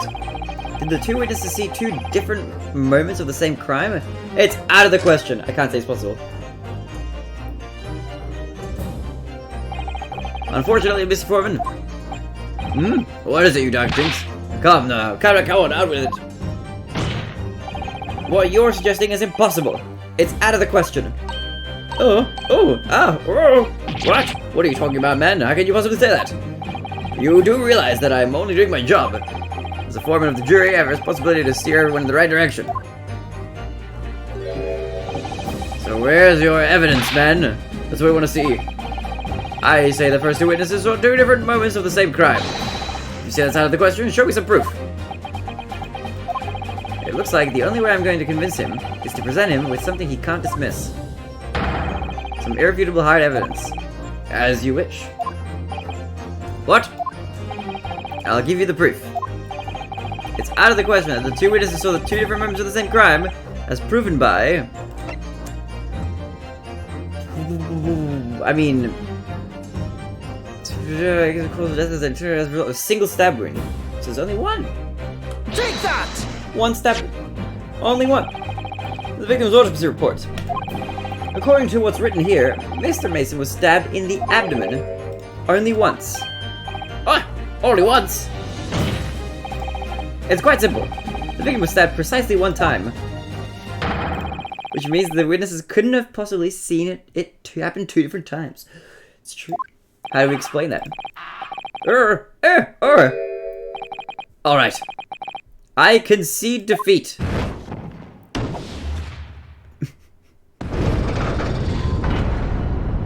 Hi, Pirate. Yo, Kevy Cat, how you doing? We are winning. We're getting closer to the truth. How are you doing, Kevy Cat? Wait, that means 4 jurors are now leaning to not guilty. We've done it, Mr. Hart. We're winning. Let's go. We've won. Good timing, actually. What are you playing at, you dandy fool? Shut your trap, sir. No one deceives me. But we had a consensus. I said shut your trap. I'm tired from work, but okay. Oh, are you back home from work? I hope you had a good day. I know a liar when I see one. And if the chap ever dares to cross the threshold of my shop... What's the case? What the hell? Are you okay, sir? He's licking that knife a lot. This is disturbing. I'll take this razor sharp blade and shave every last hair of his head. There was a murder inside an omnibus. And we don't know anything about the... We're learning the case as we do this investigation. And it's kind of hard to tell exactly what the truth is. So we've just been thrown into this in Great Britain. Where we're trying to figure it out as we go. And not have the case end... or the trial end with a guilty verdict. We're trying our hardest to fight for this man as a test of our true might, whether or not we can become a lawyer. Please tell me he's a barber. Well, it had quite a remarkable turn of events. The defense's summation examination has flipped the balance of the scales of justice. Very rough, very busy to do with a lot of suspended accounts. Damn, okay. The jurors now stand at 2 for guilty and 4 for not guilty. I hope you get some good rest in that case. I hope you get some good rest now. According to the there is no longer a large enough majority among the jury for me to educate. And the trial must continue. Adjudicate. We're winning, let's go.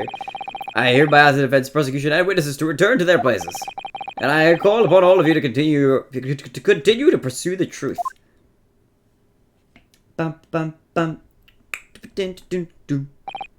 So, Lord Van Zeeks, continue to substantiate the case for the prosecution, if you please. Dude, him and his wine, man. What the fuck? How is he allowed to just have wine? I'm gonna sip my tea. How is that not spilling? That's some crazy gravity-defying wine. Oh my god! Are you okay, sir? Are your hands okay? Except for the rich aroma of the carmine contents of this hallowed chalice. Is he okay? I'm not so sure. It may seem crass to crush to dust. Pray forgive the discourtesy. Look, Lord Van Zeeks! Is it cold in here, or is it just me? A little dramatic? Just a little bit. As your antiquated term no doubt says, the prosecution may not speak during a summation examination. So I honored a deathly silence and listened to the charade. It seems I overestimated the intelligence of the jury. Oh my god! That's not gonna help your case, man. Well, no matter. There is nothing so hard to prove as self-evident truth, it would seem. No, and why else would we grace the courtroom with our presence after all? So, let us proceed to the next round of battle. Hiya! My cape is gone! Bring forth the witnesses once more! This is intense. They're back. I didn't even know they left, but I guess they did, and now they're back. Witnesses! I trust you heard the summation examination we've just had to endure. Oh, yes, sir, that I did, sir. Oh, of course I heard it. Oh, yes, sir. I heard it. Through his cave? It's going down. Now it's serious. We're about to fight. You, sir, on the end, the coachman. I believe it's Beppo. Yes, sir, my lord, sir.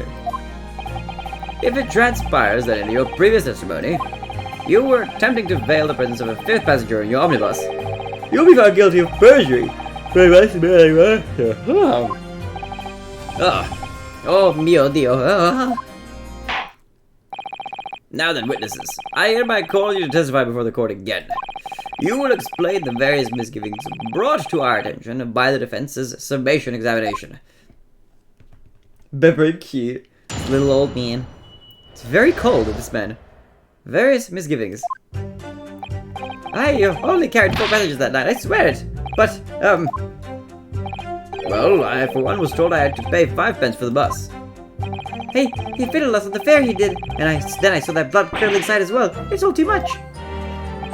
I tell you, I saw McGilden stabbing that man. Everything I said before stands. Oh, yes. He stabbed him. Yes, he did. I think so, yes. Counsel, make sense of this for me, please. The phantom fifth passenger conjured into existence by my learned Eastern friend never existed. He's good and interesting orator. He looks very pale. You're right. Make sure you're getting your vitamin D, sir. The confusion has arisen from the coachman's sly little cousinage. I don't know if that's probably not saying that correctly, but that word, I don't know that word. Bevo, explain yourself. He is a vampire, definitely. I think he might actually be. I'm terribly sorry, Guildmaster. The guild's fare is 4 pence across the board. You know that. Am I to understand that you've been overcharging our passengers by a penny a fare? It's so cold and the last room of days was half empty. You have been dishonest, coachman. Oh, I'm sorry. You are a disgrace, Beppo, a disgrace. And your selfish actions have brought dishonor on the entire guild. If I may, sir, I had to pay 10 pence in the bus just last week. What? 4 passengers at 5 pence each is, yes, 20 pence. Leave never alone. I've done the arithmetic 10 times already, but I just can't make the result come out differently. No, that's figures. Well, it would appear that one of the aforementioned misgivings has already been explained. So, counsel for defense, your examination if you please. We've already had the pleasure of a protracted summation examination today. I see you intend to continue the parlor games. Parlor games? This is court. Absolutely. Okay, alright, we're in this. We're in this to win it. Cross-examination. Alright, it's time to cross-examine. Various misgivings. I only carried 4 passengers that night, I swear it, but...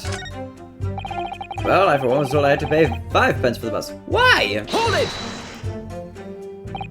Does that mean everyone on board that night paid 5 pence instead of 4? Well, I paid 5 pence too, sir. I just told you that I did. I have flat fare 5 pence across the board! It's not something to be proud of. The so-called discrepancy my learned friend identified was nothing of the sort. Much like the phantom killer you so desperately needed, it's gone, dead and buried. I'd have been happy if it had ever existed. I'd have been happy if it had ever existed in the first place. Our phantom killer. He fiddled us in the fair, he did, and then I saw that blood-curdling sight as well. So too much. Hold it! This blood-curdling sight. You mean the murder, I presume? Yes, sir. A loathsome sight. No one should have to witness the horror in the eyes of a man in the moment of his life. The moment his life is taken. Oh well, not exactly, sir. I mean, I didn't actually see the exact moment the gem was stabbed. What? Well, good gracious! Really? We have another witness who did, however. The banker has already testified to it. But Mr. Firth didn't actually see the point at which the victim was killed. That may turn out to be very significant. I heard the banker gent next to me take a sharp intake of breath, I see. That's when I looked through the glass. That's when I saw that horrible blade poking out from his belly, all covered in blood. Every time I see a knife now, I can't help screaming, even when I'm eating. I tell you, I saw McGilded stabbing that man. Everything I said before stands. Hold it! So let's have a look if you really did. So you saw the defendant, Mr. McGilded, stabbing the victim, Mr. Mason, who was sitting next to him. That's what I said, isn't it? It was bothering me before, this was. For just a brief moment, he hesitated before answering the question. Anyway, there was only the two of them inside. The carriage wasn't there. There has been much talk of a passenger. But as yet, zero evidence. There's none at all to support your claims. Then what are we wasting all this time for, eh? It's black and white. The man's guilty. Or is he, though? Something about Mr. Fairplay's testimony just jars with me. I wish I could work out what it was. Okay. Can you present something, maybe? Oh, yes, he stabbed if he did. I think so, yes. What do you mean, you think so? Do you not know so? I thought you saw it. Earlier, you testified that you saw the moment when the defendant allegedly stabbed the victim, didn't you? Oh, yes, that's right. You said that the victim was on the floor and described the assailant holding the knife in an ice pick grip. I suppose I might have, yes, put the cart before the horse, maybe. What's this? Well, I'm quite sure about most of it. I was driving the horses when I heard a scream from the seats of the roof deck. Oh, I expect that was me, sir. Then, when I turned around, yes, I saw it through the skylight.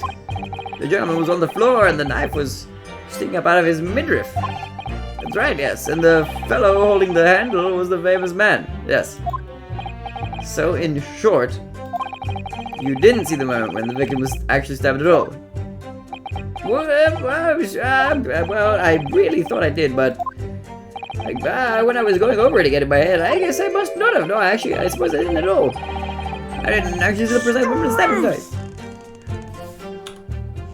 guy. Let's pursue this. Excuse me? Sir? I'd like to ask you a few questions. Do you have anything to say about that, Mr. Fairplay? Now you listen to me.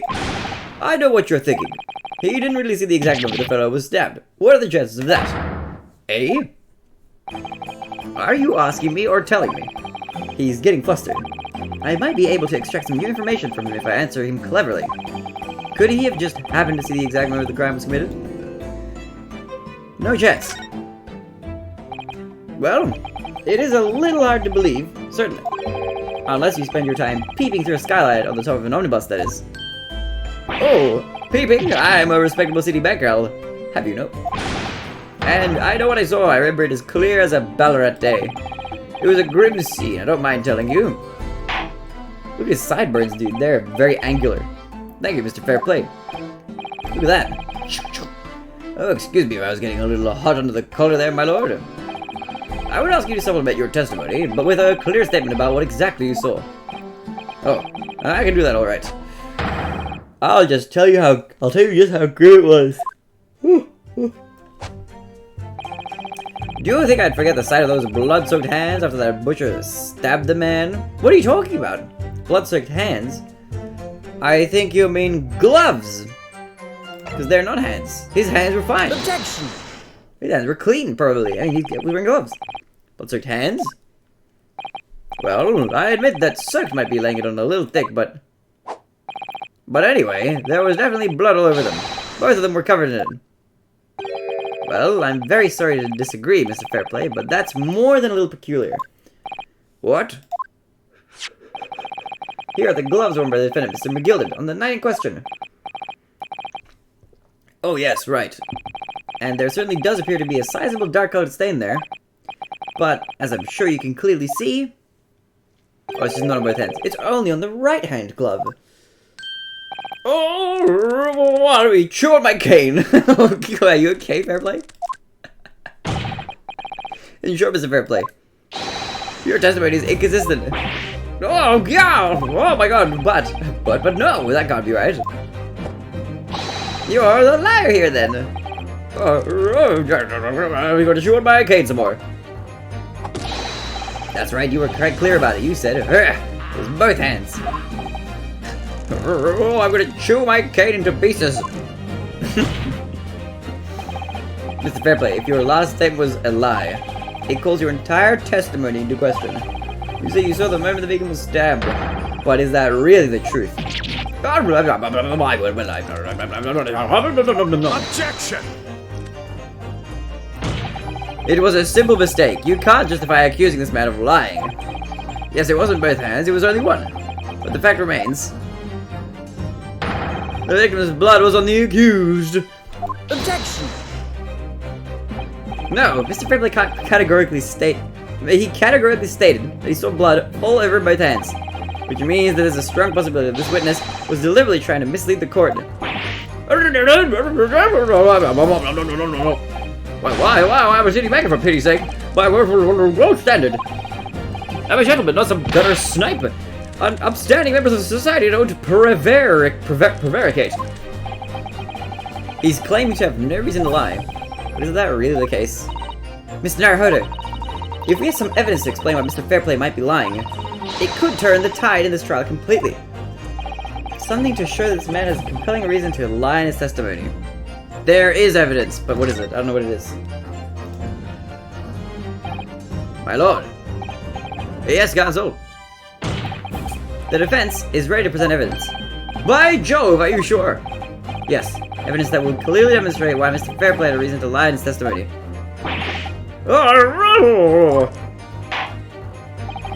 Very well. I hereby call on the defense to present its evidence.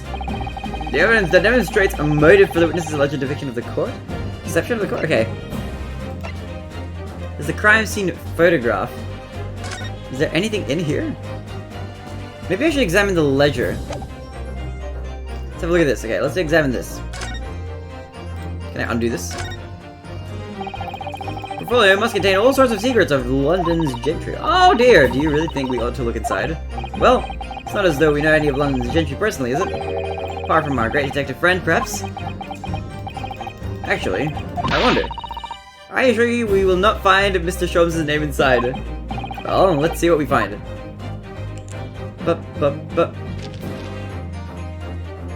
I can't read any of this. Gosh, it's crammed full of gentlemen's names, isn't it? Well, I suppose they're probably not all gentlemen at all, are they? After all, not everyone in this country is well off. Oh, goodness! What is it? Look at this! You see the name here? Fair play, there we go. Should that name mean something to me? It does sound strangely familiar, actually. Bruce Fairplay, the witness testifying at this very moment. Oh yes, of course, the banker. Why is his name in here? He borrowed 20 guineas, did he? And look, the repayment date is fast approaching. It's possible that this is just a coincidence, of course, but this could be very useful information. The details of the debtor's ledger have been updated. Well, all we need to do now is present this bad boy. This is a list of the debtors who owe money to Mr. McGilded. Yes, a list of innocent victims crippled by the accused extortion. The point is, among the names of the debtors is your name, Mr. Bruce Fairplay. Oh! What? Mr. Fairplay, are you currently indebted financially to the accused? Well, it's barely worthy of being called a debt. Or does ledger you owe 20 guineas? Not an inconsiderable sum of money, wouldn't you say? Well, what of it? Let's suppose Mr. McGillen were to be found guilty of murder. What would become of your debt in that case? The documents say that the loan agreement is forged between two individual parties. You are Mr. Wild Good Lurk? Therefore, were the creditor, the defendant here, to be sentenced to a capital punishment, all outstanding debts which were owed to him would be annulled. They would cease to exist. Hiya! No more! Cease to exist! Mr. Fairplay, is it not the case that you claimed in your testimony to have seen something you never in fact saw, in a devious attempt to annul your debt of 20 guineas to the defendant? To the defendant.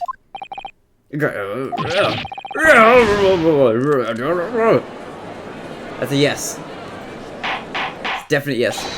Order, order, order, Mr. Bruce Fairplay. Yes, my... Let me ask you again. And be aware that your answer may have most serious implications upon your future, sir.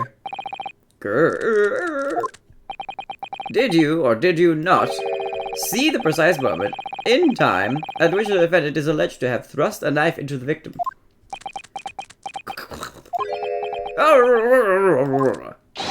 Your silence speaks volumes. You did not tell the truth in your testimony.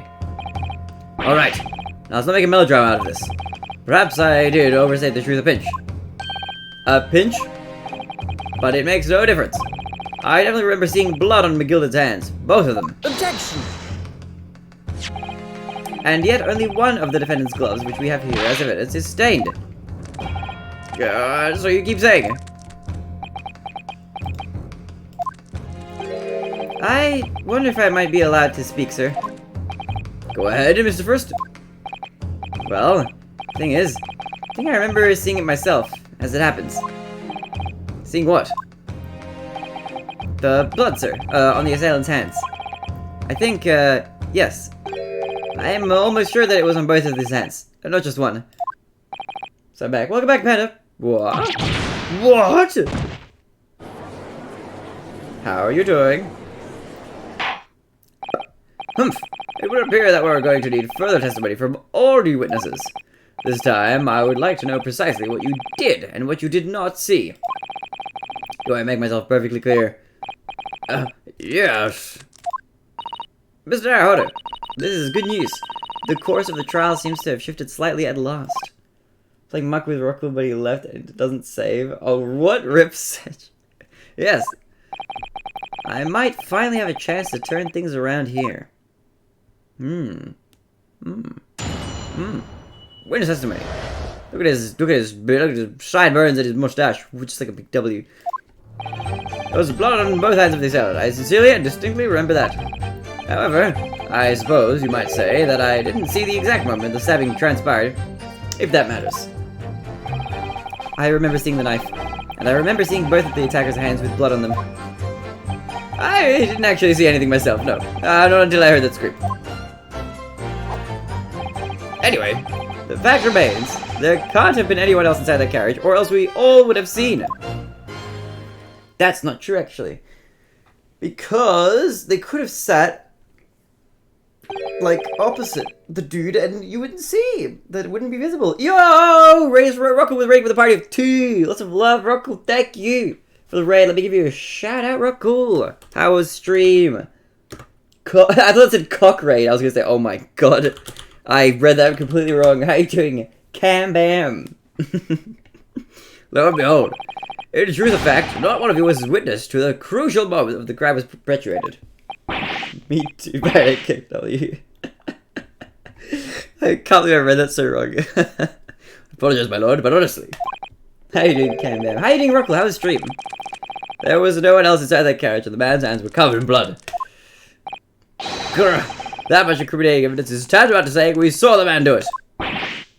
That's really not what testimony is about. Let us examine the interior of the omnibus once more. I'd be a little bit surprised. The victim's fresh blood is clearly visible on the seat, corroborating the witness's accounts. In other words, there is no substantial nor significant change in the facts of the case. Hello. Hey, Rockcool! How you doing? How was stream? Very well. Your cross-examination, please, counsel. Yes, my lord. Alright, let's cross-examine. I think that last statement that he said was wrong. Alright. So let's just skip ahead. Cause I reckon the last statement was sus. And solar mic. That's a micro-platformer ended up with mic pretty chill stream. Oh, that sounds pretty nice. Sounds chill. How was Mike? Also, how was the micro-platformer? It remains, there can't have been anyone else inside the carriage or else we all would have seen it. I'm pretty sure this is just wrong, right? Can I just do this? Can I just present this? Objection! I'm pretty sure, like, you wouldn't be able to do that. Allow me to cover one thing, Mr. Fairplay. Okay, it seems that's the correct presentation. You were riding this omnibus. And witnessed the events in the cabin through the skylight in the floor of the upper deck, is that right? That's right, yes. In that case, there is a portion of the cabin interior that would have been out of sight from you. What? The extras thing is hard as fuck. Wait, what extras thing? What are you talking about? By golly, really? Obviously, at this stage, we can't say for sure. Why did my voice turn into that voice? I don't know. But the possibility cannot be denied that at the time of the incident, there could have been another passenger in the enclosed cabin of the omnibus. Objection! Enough hypothetical meandering, my Nipponese friend. The prosecution demands that you substantiate your claims. After all, the scene of the crime is here in the flesh. But, very well, I will uphold the prosecution's demand.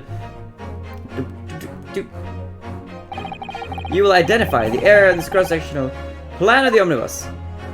That they can't see where exactly in the omnibus are you suggesting this potential extra passenger could have been situated. Here. Can I click? Present. Take that! Where the rows of seats on the roof face the direction of travel. Whereas the seats in the enclosed cabin face each other. Which means the visible part of the cabin, passengers on the roof deck can see through the skylight, is as I've drawn here. Ah! That's right, my lord. As you can see, the seat opposite the one on which the victim and his attacker were sitting were obscured from view. Oh, the micro-platform extra thing. Ah, I get you. In other words, if someone had been sitting on the seat, it's quite possible that these witnesses would have been completely unaware of it. This last stage is kind of as extras. It is hard as fuck. I'm gonna get through 3 rooms in like 2 hours. That sounds really hard. 3 rooms in 2 hours, damn. I'll have to go back and watch the VOD to see what the game was like. It's quite possible some phantom was sitting there. You nobodies have a forbidden habit of obscuring the truth with ambiguity. What are you talking about? This is kind of rude. I concur with the prosecution's rejoinder. In a British court of law, evidence is paramount. I cannot entertain this conjecture, counsel. That is, unless you're able to put a name to this mysterious passenger to whom you allude. Can you, Mr. Naruhodo? But, no, I don't think. Who could it have been? Who could have been in the other seat, which was out of sight from the witnesses on the roof deck? What? I have an inkling, sure. I understand, my lord. The defense would like to put forward a name. You are a fool. That response was a desperate attempt by a man who has no notion of his own limitations. A toast to hard lessons not yet learnt. Okay, let us not delay, counsel. The defense is still to name the passenger in the other seat. Okay, I don't know who this is gonna be. Let's give me the chance. I've been waiting for the turn of this trial in my favor. On that night, on the night of the murder, the person occupying the seat in the omnibus cabin that was obscured from view was... Okay, so who was in there? Like, this guy was there. Roof deck, okay, 2 roof deck people, sure. This guy was in there. Actually, this guy, Magnus McGilded, and the person they really saw was the other dude. Ah, I get it! Take that! I get it. I understand. Passenger in the enclosed cabin, witnesses on the roof to see. This guy's put me drinking wine in court. I know, right? That shouldn't be allowed, I don't think. Has to have been Magnus McGilded. Give him 0 bucks. He's just pouring wine like, yeah, I'm doing 5 for this. I'm not going to lose. Mr. McGilded. Oops, I closed this. What are you talking about, counsel? That's the name of the defendant.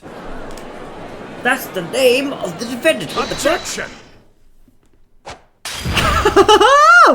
Are you kidding? That's like that, sir. That's sir. Please calm down. This is a court of law. If I desecrate this chamber by smashing my chalice, do forgive the discourtesy. What do you mean? You can't just say that and then just do it. If I shit on the floor in rage, just pardon me for that. Okay, I don't mind. It happens sometimes. Lord Van Zeeks. People talk over those tiny island nations in the Far East. Where did your wine go? Having a learning and culture of their own. But I see they use their they use the terms ill-advisedly. What are you trying to say? Let me explain in terms that even a student of an artless backwater such as yourself might understand. When the bloody scene unfolded, the victim and his assailant were sitting side by side. Multiple witnesses have attested to the fact. It's the very premise on which this case is built. Objection! But that premise may be wrong. What? Why? How? What do you mean? If the victim really was sitting beside Mr. McGilded, it creates an inconsistency that can't be reconciled in any way. What inconsistency, counsel? We're gonna be better at my job when I'm a little hungry. Look, I need to be a little bit tempted to have another full glass of wine. Defend his gloves, my lord. He looks like he's had too much wine. Both witnesses have made the same testimony. They claim that there was blood on both hands of the person sitting next to the victim. Objection! Yet we know the truth to be otherwise. Only one glove bears the gory remains. Objection! The point is, even in the face of this irrefutable evidence, both witnesses have maintained their stance. Yes, their testimony remains unchanged. Exactly, they both adamantly swear that they clearly remember seeing blood on both hands of the assailant. In short, their memory of events is correct, and their testimony reveals the truth. It was somebody else sitting beside the victim that night, a third party we've yet to identify. And the victim's blood was on that passenger's hands, both of them. Objection! And who was this third party? That I don't know. Obviously, the true culprit. But that guy is extraordinary! But who could that have been? What exactly are you postulating? Objection! This guy's had enough. The defense's postulation is just that, nothing more than conjecture. The witnesses have clearly stated that they saw the accused. Objection! But when elaborating on his testimony, Mr. Fairplay said the two of them were wearing hats and I couldn't exactly make out their faces. Pardon me. Yes. Tops of their heads were obscured by the roof. I could see the rest of them, though. Yes, that's right. Both gents were most certainly hatted. Hatters do tend to notice such things, sir. And what particular styles have had the two gentlemen sport, Mr. First? I'm afraid I don't remember. What do you mean? And you call yourself a hatter? How do you not remember? Self hat makes no difference. There was no third passenger in that cavern. How can you be sure? Because if there had been, the accused, Mr. McGilded, would undoubtedly have offered to depose the fact. But he was asleep.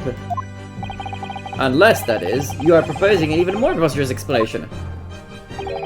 That the accused failed even to notice the presence of the true culprit in the very cabin in which he traveled. I am going to say that because he was asleep. He was sleeping! And because of that, he did not notice. He's right. If there was another person traveling in the enclosed cabin of the omnibus, it's inconceivable that Mr. McGilded would have been unaware of it. Order! There is clearly a simple solution to this problem. Bring the accused, Mr. McGilded, to the stand. Well, what you say, counsel? What say you, counsel? The prosecution objects, my lord. On what grounds? As a suspect, he will have already made a full statement to the police. But what if there's some reason why he's unable to speak freely? Magnus McGilded is no uneducated ruffian. If it indeed turns out the man has been withholding information, you can be sure it will have been a most deliberate act. Counsel for the defense, what is your opinion? My lord, should we ask Mr. McGilded to testify? Of course! Yes, demand his testimony! Yes, we need to hear what he has to say in order to find out the truth. More information equals better. The defense would like to call Mr. McGill to the stand. In that case, I would like to hear the opinion of the jury. Yes, I need a little time to consider this. If you ask me, I think we should hear what Mr. McGill has to say. Get the man out here, I say! It would be utterly illogical not to hear his testimony. When something needs doing, get it done. That's how I run things at the guild. Hearing what the patron of my favorite little park has to say? Oh yes, that would be lovely. Yes, the jury says the man must be heard. It's... Man of the people. Very well, the court will hear the defendant's testimony. Bailiff, show the defendant to the stand at once.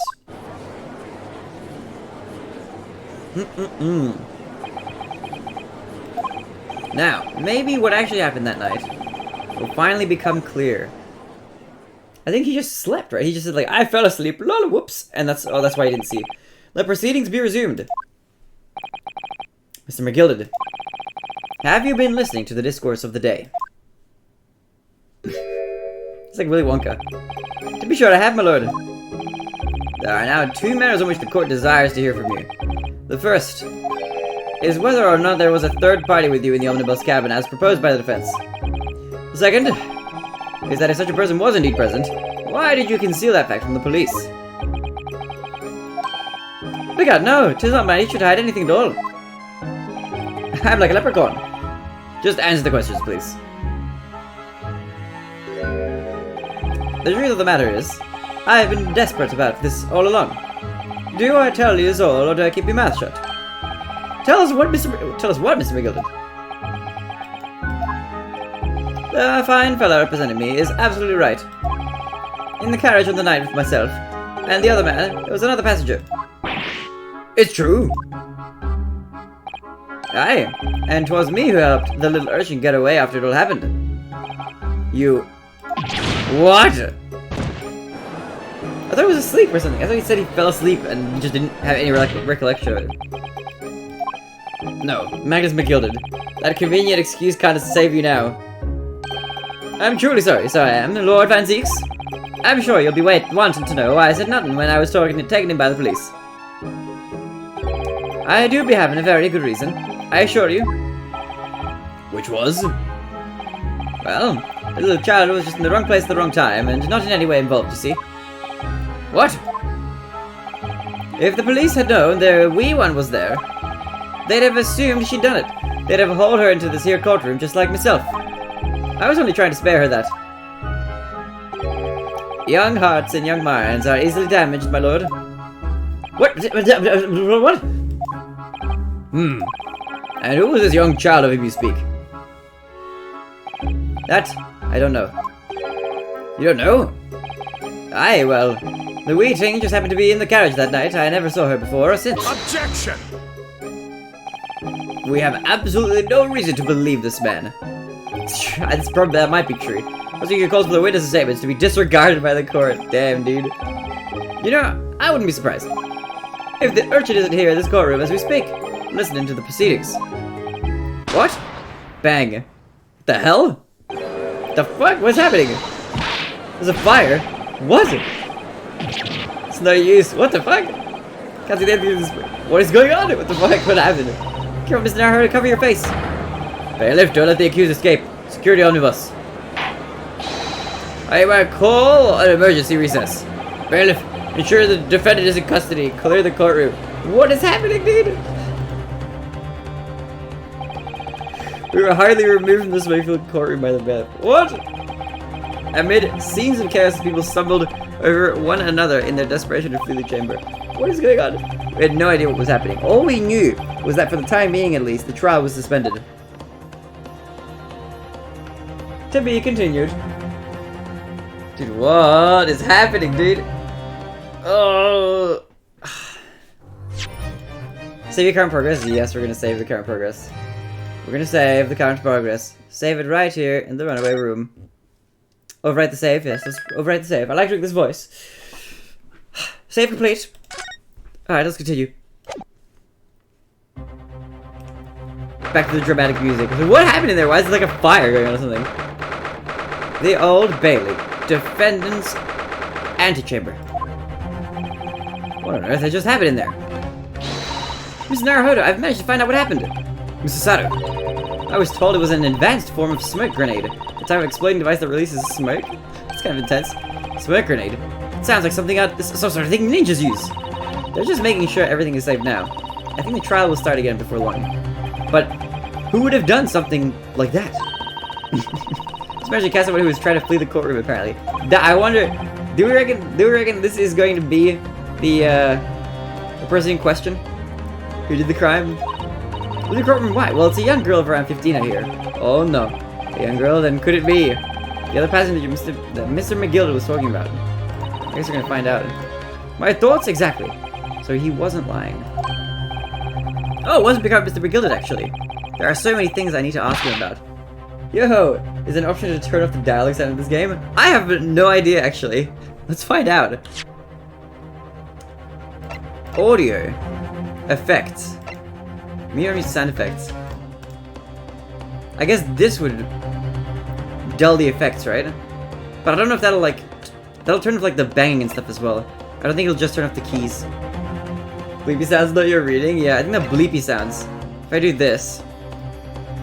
Look at this. This kind of works, but I don't know if like the bangs and stuff will be muted as well. I think it was up to the prosecutor's antechamber to answer questions. Maybe it's the voices. Along with the young girl. Who is she, I wonder? And what was she even doing here at the trial? She was taking a huge risk, and for what possible benefit to herself? There's another matter that's troubling me. What's that? The 20 pence. Hmm? Oh, Is the voices? Actually, let's wait. That's a good, according to the coachman, Mr. People. Okay, hold on. Audio. If we turn this on, and turn, wait, not music, no. Turn voices off. Character's speech.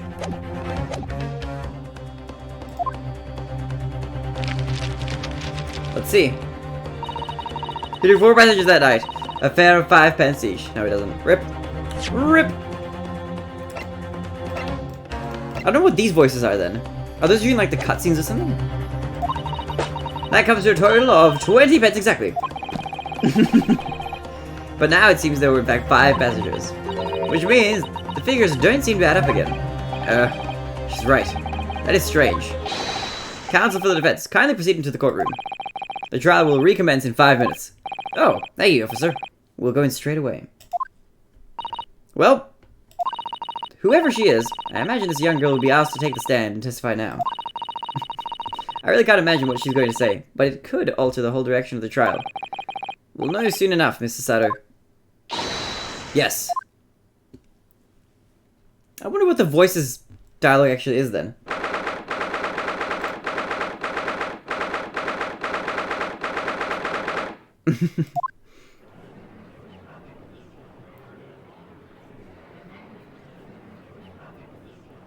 Let's see how this plays out. Who?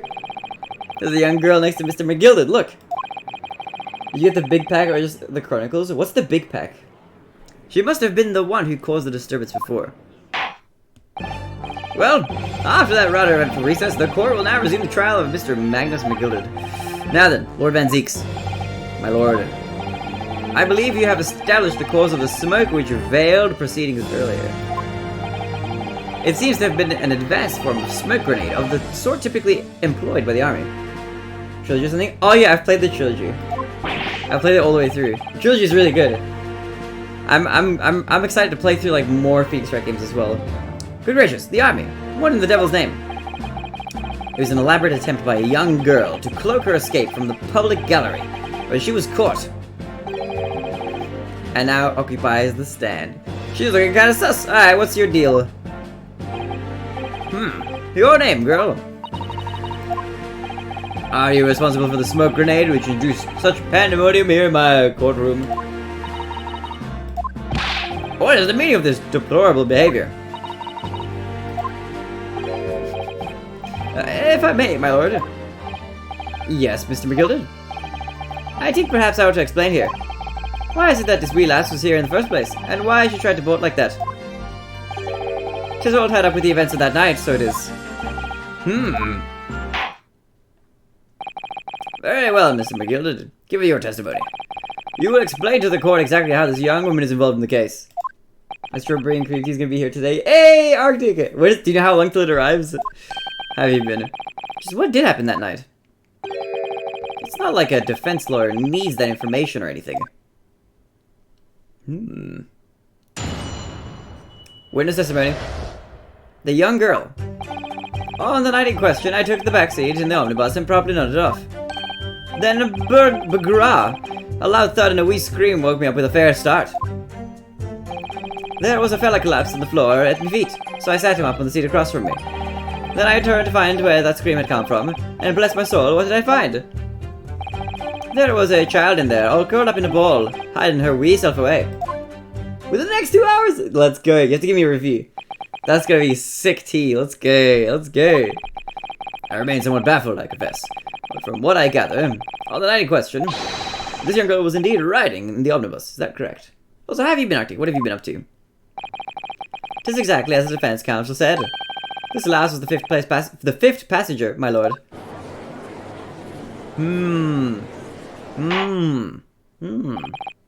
Very well. The defense may now cross-examine the witness. Are you ready, counsel? Yes, my lord. My lord, everybody's a little bit Irish. Or rather, no.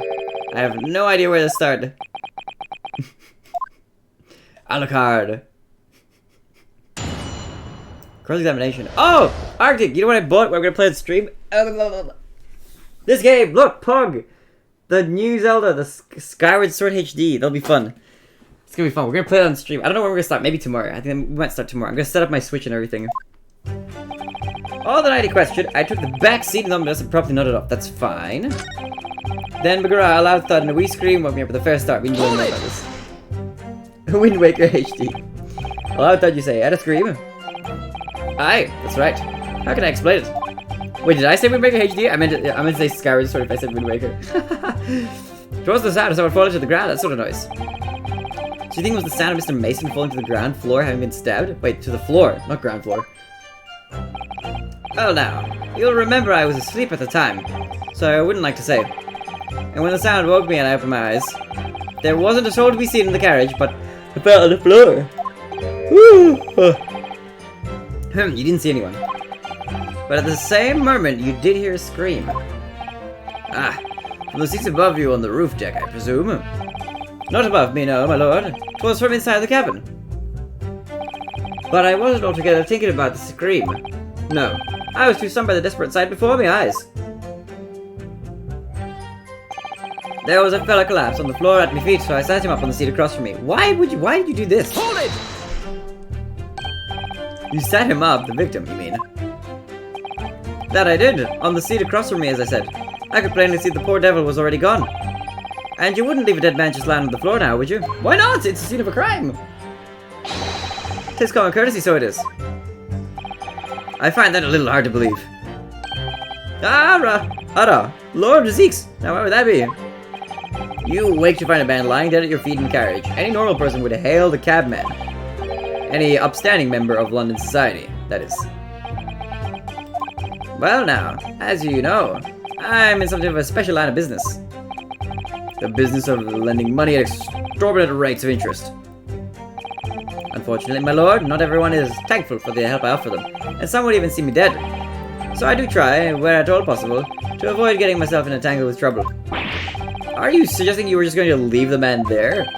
Heavens alive, no! I was always intending to rebutting it, so I was. Only I had a mind to find out whys and wherefores first.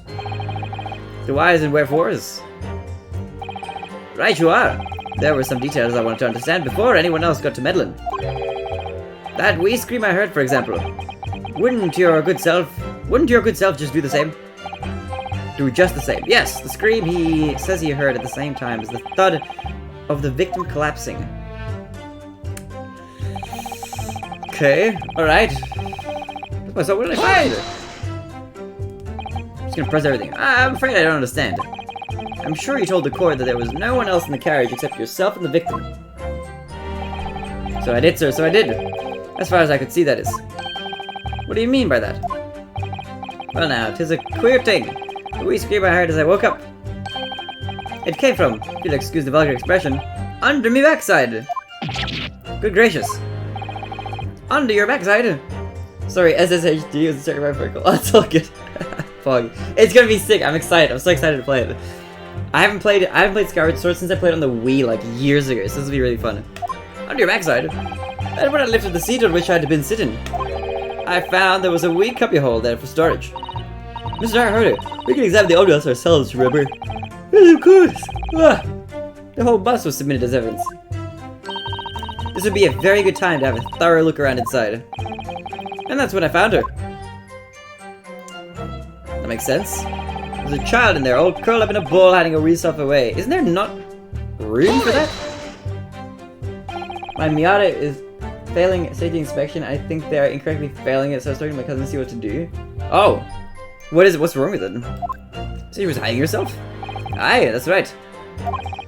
It was hard to see in the dim lamplight, but she was all curled up in a wee ball. When our eyes met, well, my heart nearly stopped beating in my chest. You're really overacting this. Still in all, I pulled her out from under there and sat her on the seat opposite so I could have a wee chinwag with her. The seat opposite.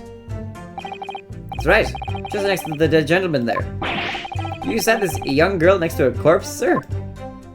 Very crusty, so you're trying to say the frames are rusted out and needs reinforcement? Oh, okay. Are you gonna like sand the rust down or something? Well, as I'm sure I mentioned, a gentleman in my position can all too often find himself in mortal danger. So, I needed to find out just who this urchin was, you see. And while I was in the middle of talking with her, I heard another scream. Structure parts are strung still, so how do you get the crust off? Do you have to peel the crust? Can you sand that down, or how do you actually do that? How do you get rust out of a car? While I was in the middle of talking with her, I heard another scream. A fellow's voice this time. Presumably, that scream was Mr. First, who was sitting on the roof deck seats. Right you are again, I would say so. Looking down through the skylight, he must have seen this young girl and the gentleman with the knife in his belly.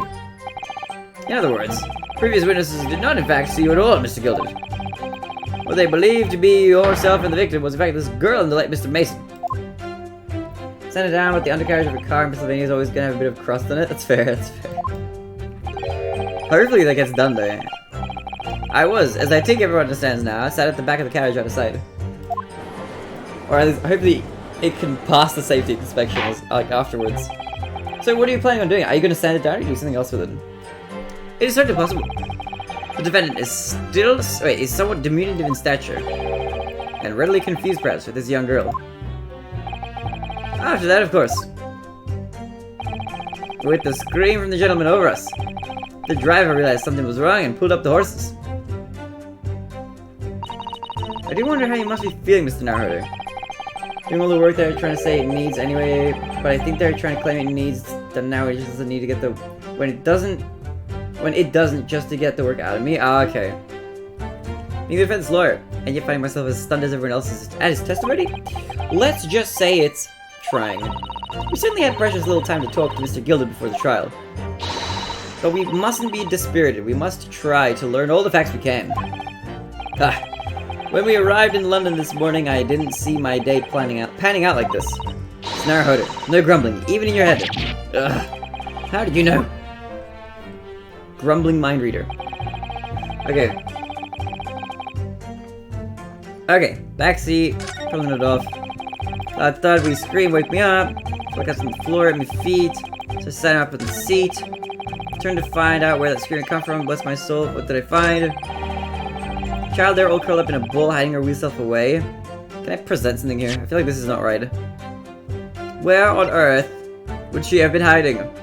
Present. Objection! Does this even work? I don't even know. There's clearly something about that. I don't know, dude. There's clearly something odd here, dude. What? Okay, I guess maybe it's fine. This already requires yearly safety inspections to keep the car legally dry, so I need to take it somewhere else for a second opinion or I can't drive it. Oh, what? Damn, dude. Hopefully the second opinion works in your favor in that case. Jeez, that sounds super annoying. I'll lower my hand until I prove my client's innocent. As long as it's quite quick. So what? Okay, child and they're all curled up in a ball, hiding her wee self away. Okay, right.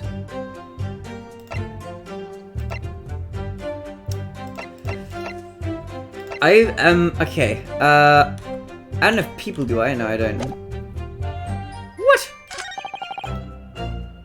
Scream had come from, I collapsed on the floor at my feet, so I sat down on the seat across from me. What? But all the blood is on the what? What? I don't know what part of this is like super wrong. Okay, let me press this. I don't think I pressed this first statement. When you first got into the omnibus, were there any other passengers already on board? There were not. The cabin was empty, and there was no one on the roof deck either. You were the first passenger, as it were. I see. Aye, that's why I took the backside as I did, which is the most comfortable, so it is. Could you explain exactly what you mean by the back seat? By all means, which is how you already described it earlier. I'm talking about the seat opposite the one in which the poor gentleman who was stabbed was sitting. Like I said, it's the most comfortable and where I feel most at ease. Of course, I enjoy gazing through the skylight from time to time as well. Thank you, I've heard enough. The events explained are clear in my mind. There was nothing contradictory there? However, at least one conundrum remains. Who is the girl? Her name is Gina Lestrade, my lord. She's a chancer. Earns her crust among large crowds, relieving people of their purses. What's commonly called a pickpocket. But what? This girl here? A petty thief? Oof. Order, order! Is this true, Miss Lestrade? Big man term! How's it going to you? How you doing? Miss Lestrade, you will answer the question. Oh my god, is that legal? Oh! How dare you, what is the meaning of this? What? Where did you go? Ah! The girl, she's gone! Shut the judge. Open your eyes. I'm over here. Good gracious, how? What was the point in that little sidestep? I know what you're lot of thinking. Grown-ups are all the same. This dirty little dipper, you'll say, slipped up and got caught in the job. She got herself backed into a corner, so she knifed the gent. Go on, that's what's in your head, ain't it? No, not at all. What the fuck? Is she the judge? I don't know. That's unlikely. This is a court of law.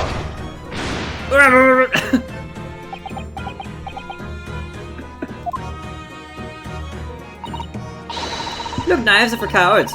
Only thugs use weapons like that. All I need for what I do is these fingers. I'm a professional, alright. Maybe not in your eyes, but I got pride in what I do. She shoots everyone she disagrees with, kind of. 1,200 in bullet. Hey, let's go! The ranks are going up. Arctic stunks. Let me guess. You don't count smoke guns among weapons for thugs. Oh, this? Yeah, this was in a bag I lifted the other day. Down where they keep the four-wheel drags. She is Twitter. It's nice, isn't it? I like Pink the best. Ah! Don't wave that thing in my direction again. And this guy just drinks wine. So, you admit that you were riding the omnibus on the night in question? King's Indian has been working so much better for me in Bullet. That's a King's Indian opening, you mean? Tis alright, lass. You can tell them the truth now. But I don't want to. Alright, yeah, it's just like the Irishman said. Yeah? Oh, okay. I'll have to have a look at one of your games. The court accepts this girl, Miss Gina Lestrade, as a valid and significant witness in this case. Accordingly, young lady, we will now hear your testimony, if you please. You will tell the court exactly what happened in the omnibus on the night in question. Alright. If I have to. If I have to. The witness's testimony. What the girl saw. So I snuck inside the carriage before they hooked up the horses, just like always. But it was a right old waste of time. I got nothing to show for me troubles that night. I'll tell you, you can't see a blind thing in that hiding place. It's pitch in there. Then, after a while, I hear this loud bang. It nearly jumped out of my skin, I did. And the scream just came out. It's because of that. This is what found me. It did help me get away. Mind.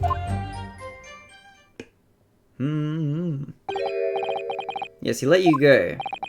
I fail to understand why you would let this street urchin go, Mr. McGilded. Ah, 'tis simplicity itself, my lord. You see, she couldn't possibly have killed the other passenger. I knew that for a fact. How? As I'm sure I said before, sir. Can you use that voice to shout, which one of you ain't to flush the toilet after taking a shit? It was fucking one of yours. Disgusting. I was sitting right on top of the place where she was hiding herself. I think a demonstration is called for. Oh, I think a demonstration is called for. This is where I was sat that night. And the cubbyhole of which you have spoken is underneath the seat, I presume. Oh, underneath the seat, I presume. Okay, see a round term. Disgusting. Yes, it does appear just large enough to accommodate someone of the girl's stature. Or some Hearts of Iron vids. Nice. Have a good time. Aye, but of course, the wheelhouse was stuck in there. So I biked myself up on the seat for the duration. Ah! So you see, that's why I let the last bolt. I knew that if the police found her there, they'd automatically assume she'd done it. But I couldn't live with myself if a young life was ruined when all the time I knew she was innocent. Even though you must have realized your action would have resulted in your own innocence being called into question. Not at all, my lord. Not at all. I knew in my own heart that I was innocent. So I thought it was worth taking a punt on my own good name for the sake of this less fortunate lass. My goodness! What a perfect gentleman! My lord! This is a fine example of a man who could possibly be guilty of a heinous crime like this. I'm ashamed of myself for ever doubting you, sir. Is everyone? No, almost everyone is on the innocent side. With calm, calculated reasoning, one arrives clearly at the truth every time. Oh shit! All of them are on the innocent side now. Or the not guilty side. Oh! Saints alive! All 6 members of the jury consensual in their leaning to a verdict of not guilty. The whole jury has flipped. Mr. Naruhodo, this... Well, it must mean what? That we're victorious. We've won? Are you sure? Objection! If the sight of my iron-heeled Wellington offends, pray do not forgive the discourtesy.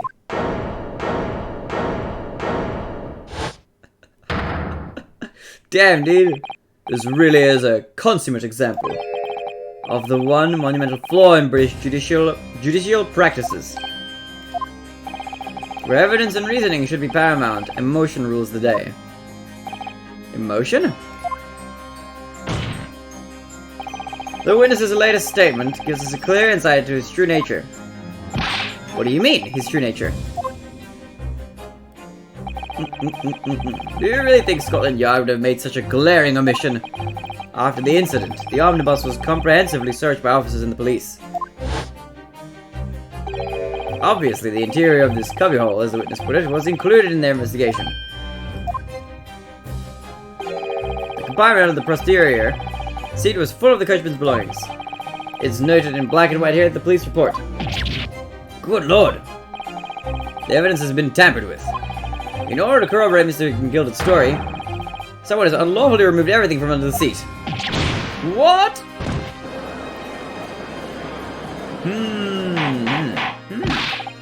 Order. I think there was stuff in there when we inspected it. There's such a devious contrivance possibly have been affected, Counsel. Naturally, we must acknowledge the deficiencies of the constabulary in allowing this to have happened.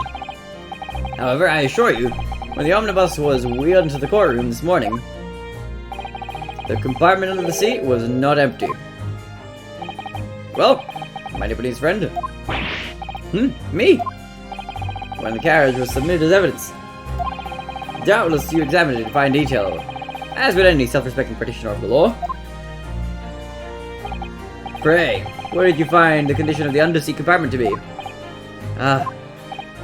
Oh, to be sure. The young gentleman will be able to clear this up in a jiffy. Sorry? Go ahead. You tell the court now, fella.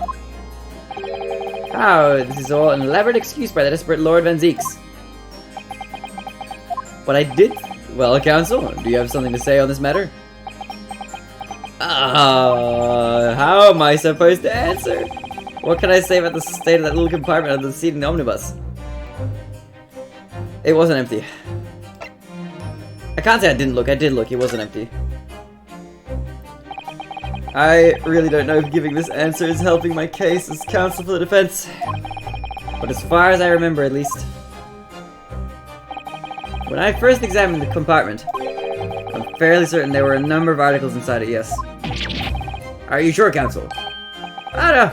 Be whist. What are you saying now, you daft door? I thought you were on my side here. I am, but like, you can't lie. What game are you playing? Your task is to defend the man in the stand. Why would you say something to compromise his position? I'm gonna lie. As the advocate for the defense in this trial, I confess I'm still not entirely sure where I stand. But it seems to me that I should state what facts I do know as clearly and honestly as possible. Interesting. 'Tis not altogether pleasing, fella. I'm simply telling the truth, Mr. McGilded. Well, don't forget that you're supposed to be representing my best interests here, lad. Now then. Fella's memory is a curious thing. And not altogether reliable. No, the court must consider the facts. That there cubby hole under the seat is as empty as the devil's heart, so it is. Do you think perhaps it would be in your best interest now to admit that you might have been mistaken? Why do I feel like something's not right here? Should like the jury to weigh in on this matter, I think. Department is designed to house equipment used to maintain the smooth running of the carriage. Guild's rules state that the omnibuses should be properly and fully equipped at all times. So it clearly wouldn't have been empty on the night in question. Pepper isn't that irresponsible. The money-lending fleecer and pick purse are lying! Oh no. Oh no, dude, no! It's going the other way now! I can't believe I was nearly taken in. The stinging rich are always stingers, nothing but cowards, a lot of them. What? Oh no. It's a trick! Oh, of course it's a trick! What? What? How do we get out of this? Bonk! Quite so. I must concur here. Choo! Dude, no! With calm, calculated reasoning, one arrives clearly at the truth every time. Yes, but every time a different truth, it seems. No, dude, no. My lord, I humbly exhibit the scales of justice. Clearly, a verdict of not guilty at this time would be wholly inappropriate. Thank you, counsel. But before we proceed any further, there is the matter of the outstanding cross-examination. Counsel for the defense, begin your questioning of the witness, please. Yes, my lord. What just happened? The whole balance of the trial has shifted almost beyond recognition. It's not looking good. Reaper of the Bailey is at work, it would seem.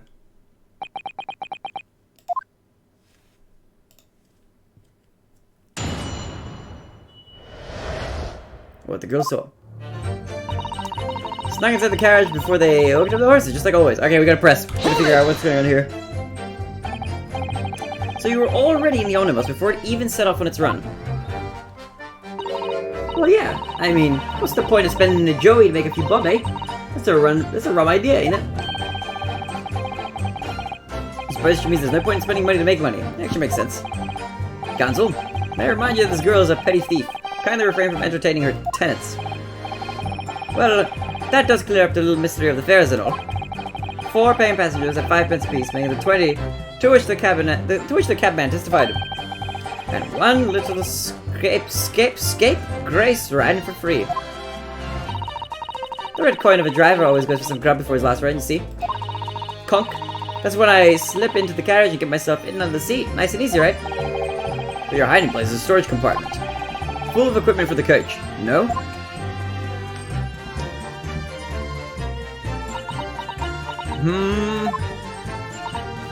Yeah, there's brushes and buckets and whatnot in there, sure.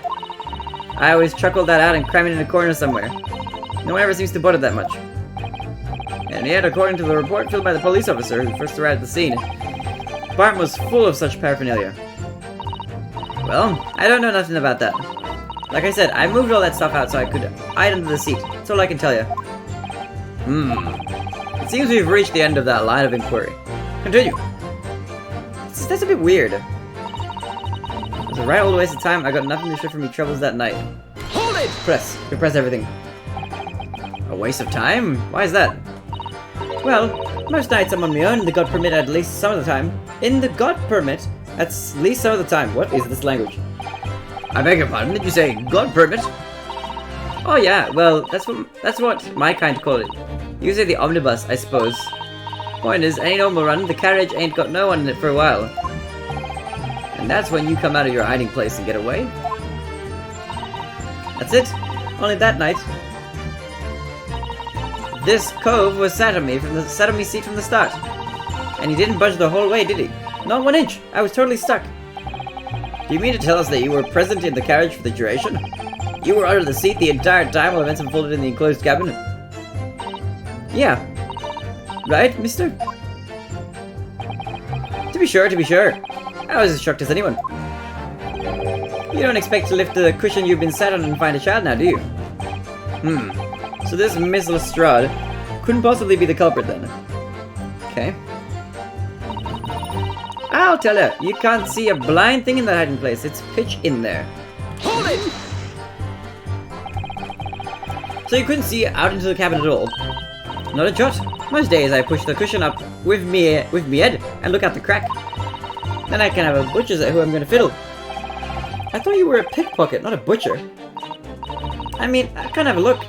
The seat I get under ain't as push as the other ones. The seat I get under ain't as plush as the other ones. See? So girl, this is a muck run. Are you speedrunning muck? So most of the time, the passengers plan themselves opposite. But for some reason that night, this here Irishman spent the whole journey right on me head. For that reason, you weren't able to push the cushion up to peek out. I see. Truth is, I ain't too happy in small dark places. Feels too much like being thrown in the clink. But it's the only place to hide in them carriages, so it's Hobson's choice. Why don't you just stick to picking people's pockets in the open then? I'd say there's some reason that she's not letting on, judging from her demeanor. So anyways, I was a bit scared, but I had to just stick it out under there. Nothing else for it. Then after a while, I heard this loud bang, nearly jumped out of my skin, it did, and the scream just came out. Hold it! When did you say a loud bang? Do you mean the noise of... Wait, when you say a loud bang, do you mean the noise of someone falling to the floor? Could have been, I suppose. I don't remember so well. Point is, it made me jump. And you let out a scream involuntarily. That's right.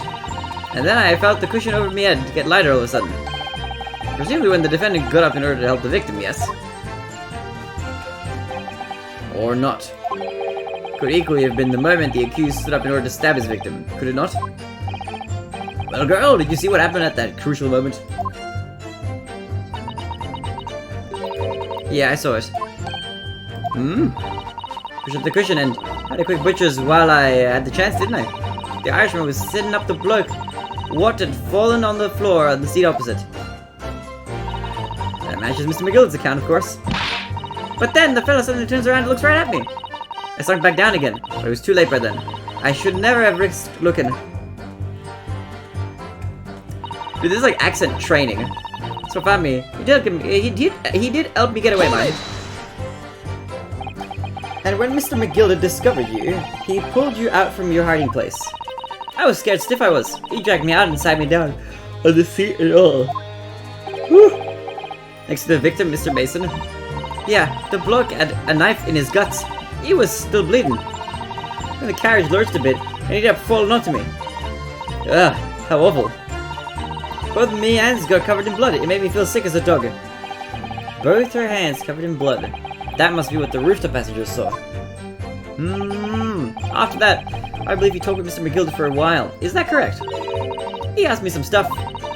Wanted to know my name, and what I was up to and that. Then I heard some beefing from up above. Someone screamed. Yes, Mr. First on the roof deck, would one presume. Well, I didn't want no one seeing me face, so I didn't look up. And the horses were drawn up smartish, and this here Irishman says to me, "Get back under the seat. I'll see that you can get away later." All 6 members of the jury had decided the defendant was innocent. For one brief shining moment, yes.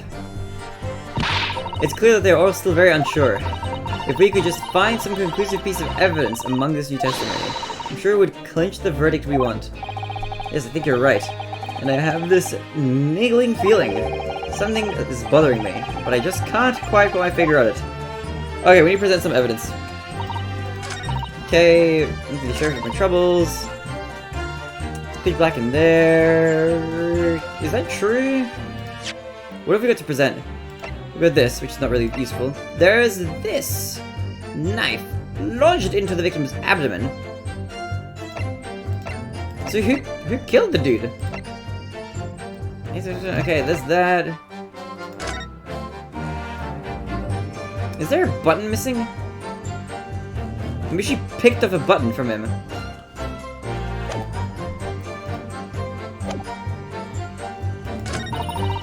Wow, like a bang.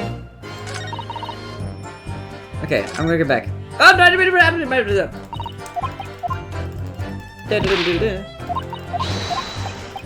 Hey, go right. Okay, hold on. Go again. Okay. Nothing to show for me troubles. What if I present this? Because he's missing a button, but I don't know if he's... Deduction. I don't know if that's like, this might be wrong. Let's consider the implications of that statement for a moment, shall we? What implications, Counselor? Nothing strikes me about it. I don't know. What? Okay, now I need to think. Especially for the inane, however. Okay, we've only got three dots left. Okay. I'm not sure of me troubles. Couldn't see a thing. This is so family. Is it pitch black? Passengers both inside the carriage and on the roof deck that night. I don't know. It's fair play. Cause of death. You got some OP creature, nice, good stuff. Rip panda. What on earth?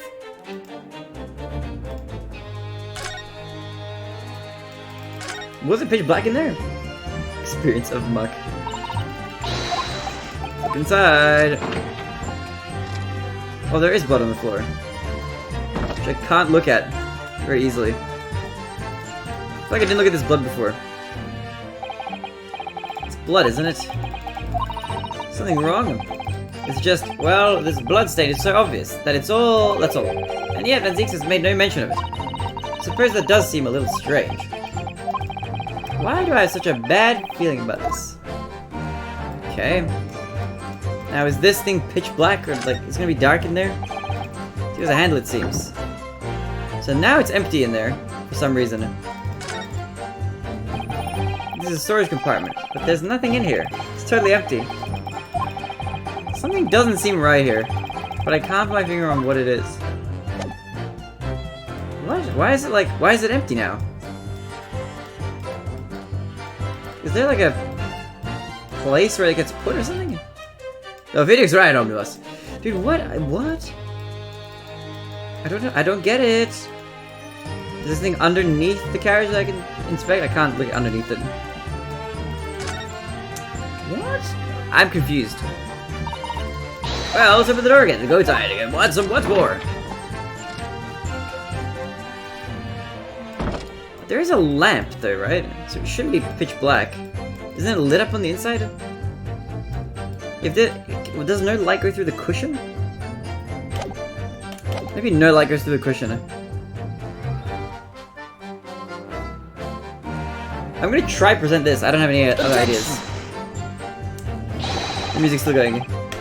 That's not right. What? I don't know. Huh? Dude, what? I don't know, dude. What? Let's see, show me. That is the direction. Okay. Misplaced confidence of your assertion, blah blah blah. Okay, alright. I only have 2 dings left before I die. You write it, sir. Okay, let's. Can I save while I'm doing this? Save. Complete. Okay. Okay, so it's not that. Well, bang, nearly jumped on my skin and the scream just came out. This loud bang. Why is it a loud bang? This is. What's the victim's admin's code? Okay, what?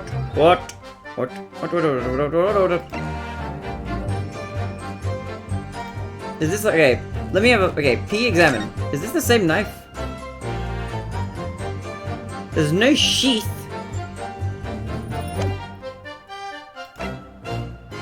What? What? The defendant was wearing at the time of the incident blood stain on the right glove. That's fine, probably.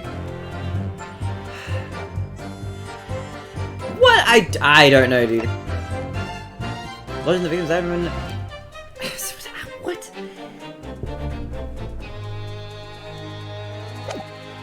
What? Swap family did help me get away.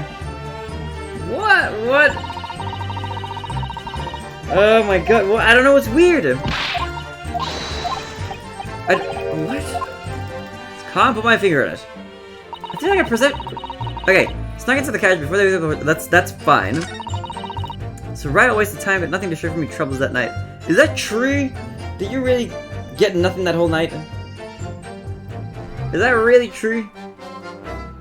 I know you said you were sat under the seat the whole time. I guess it makes sense.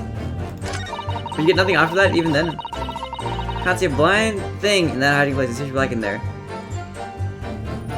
Isn't this wrong? I thought you... What? What? I don't know. What? What? What? What? Loud bang. Nearly jumped out of my skin. And the screen just came out. Because that the swell found me. He helped me get away my... What? What? What? What? What? Oh... Why?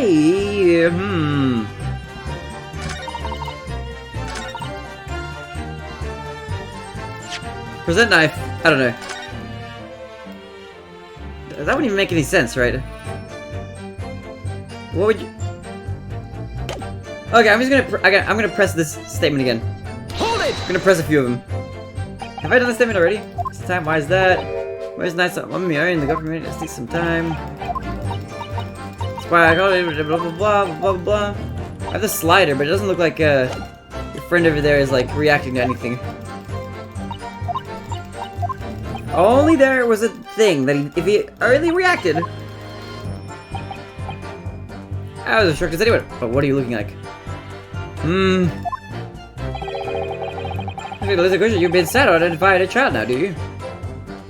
Nothing to pursue here. What? Okay. I'll tell you, guys. Press. Hold it! In the cabin door. In the job most days, I push the cushion up.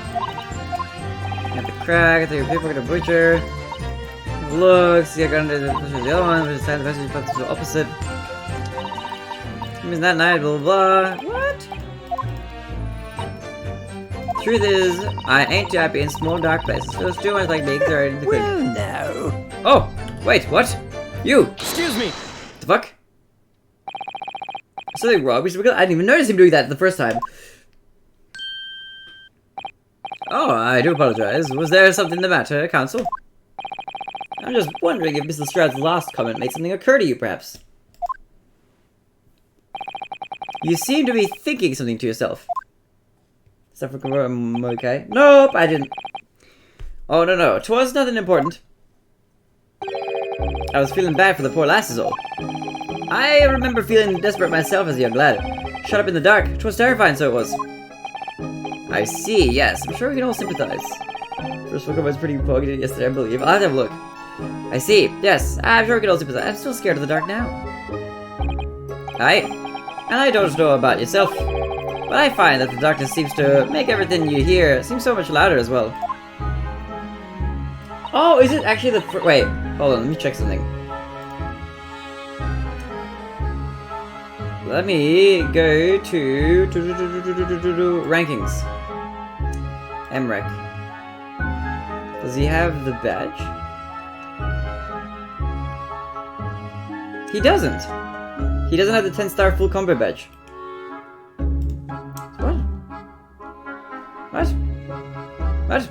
What? What? He should? He doesn't. Unless it hasn't updated or something.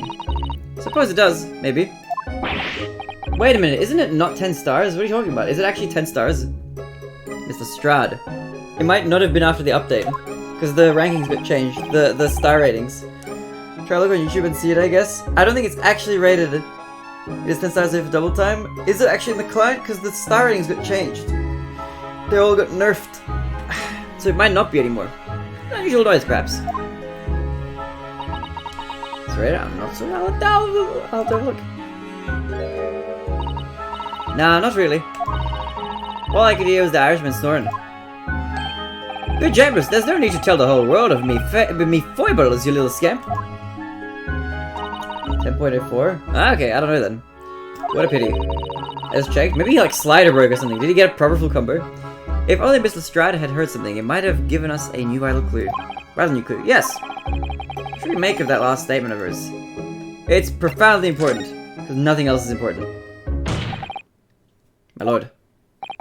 I believe the statement just made by the witness is profoundly important. Profoundly important? But all she said was that she heard nothing. Yes, which is a profoundly important point. I'm almost sure of it. Okay, we got a breakthrough. We finally found where I need to go. I'm almost sure I don't understand the inner workings of your Eastern mind, Counsel. Nevertheless. Ms. Gina Lestrade, you will supplement your formal testimony by repeating that last statement, please. What? Supplement? What are you on about? Don't give me all your fancy talk. I know what you're trying to do, but it won't work on me. That's right. Insult the judge. Always a good move.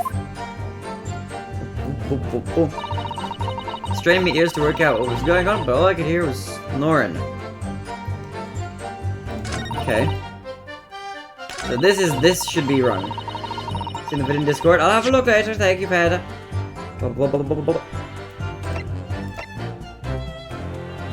Is that word? Sure. 8-seater. This is large.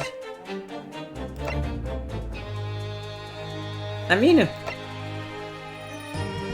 you've heard the guy die? Wouldn't he like cried out or something? He didn't just die, right? Batonade! Objection! I bet this is gonna be wrong. Okay, I'm gonna present the fucking omnibus thing. How's it for all mods? I'm not surprised. That's a really short song, right? Was it FG Sky? Or was it A Frog Dog? Brian Packs Reading, look, I know. Goink? I don't know who Goink is. There was snoring. Okay, I need to save here again. I'm gonna die. Save. Save complete. Okay. Present. Sure, present the carriage. Ooh. Objection! Dude, I don't know, man. Oh, dead. Fuck, Tiger Council, that will do. I have seen enough. According to the power vested in me by Her Majesty the Queen, I declare no further examination necessary. What? What did it matter? What should you have heard? Are you all ready? What? How does, what is, huh? My lord. Pardon me, what was I meant to present there? Forgive, ladies and gentlemen of the jury, you will announce your findings to the court in turn, please. Guilty! Guilty. Guilty. God damn it. Guilty. Guilty. Guilty. Guilty.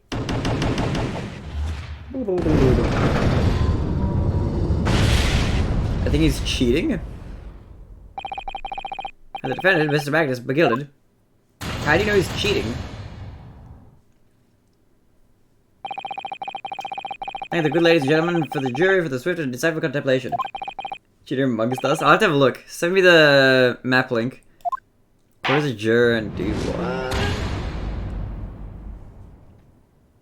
Could teleports to the things. Isn't he just using touchscreen? Retry for this scene. Sure. See how this works.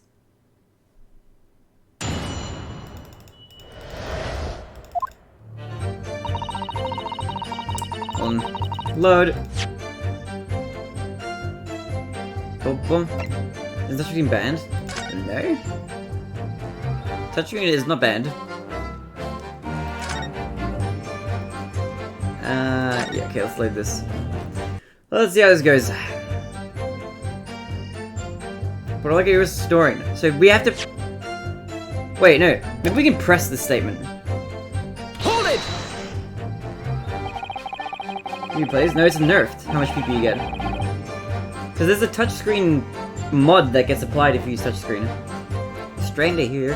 What was happening the entire time since the moment you hit yourself? Well, not exactly, no. Sorry? Well, there was no one in the cabin to start with. I could just push the cushion up and have a bunch of butchers to see and what was what. Spread, there you go. See? Touchscreen, there you go. But then when I saw the swell getting on, I got me head down so you didn't notice me. It would be worth a lot less if you used touchscreen. And Mr. McGill had sat in the seat at which you were hiding, correct? Yeah. Would you Adam and Eve, eh? What a mug.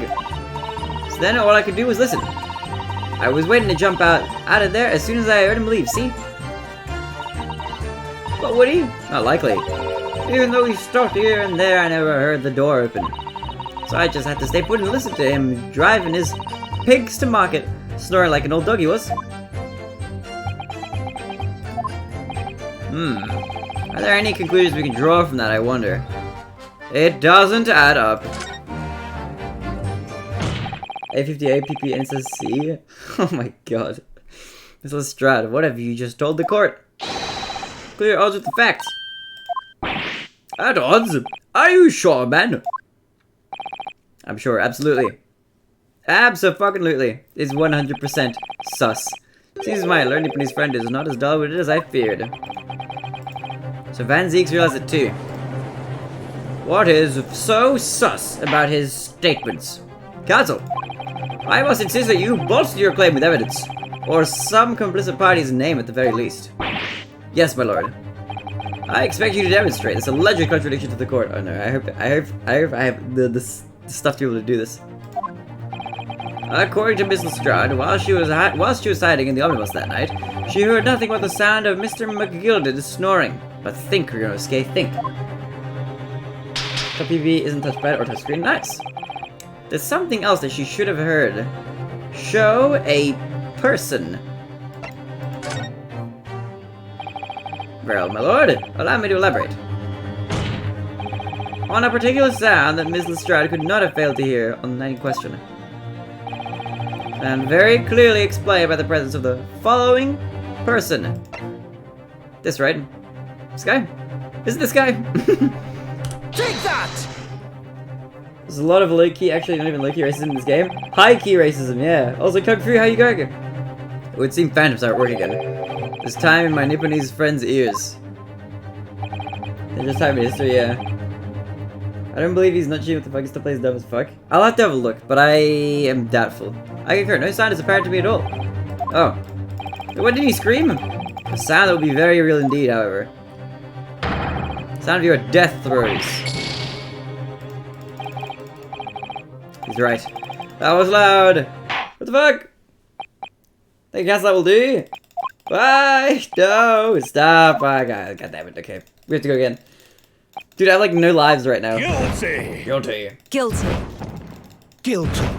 99.2 double time scored. Guilty. Guilty. Guilty.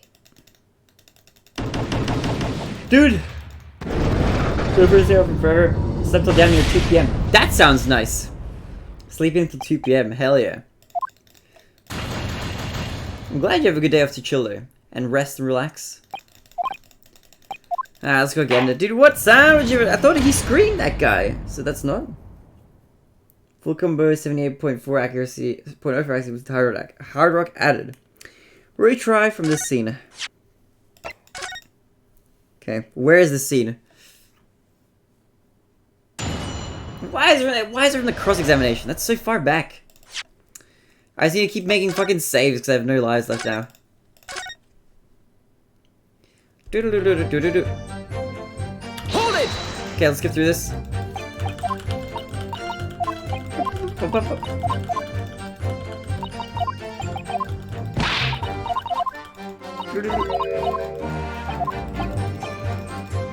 It doesn't add up.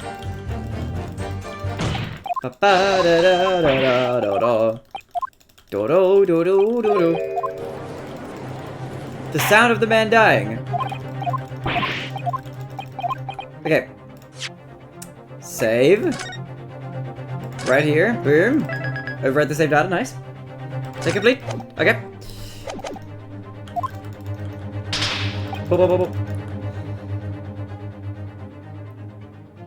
Show person. Let's try show person again.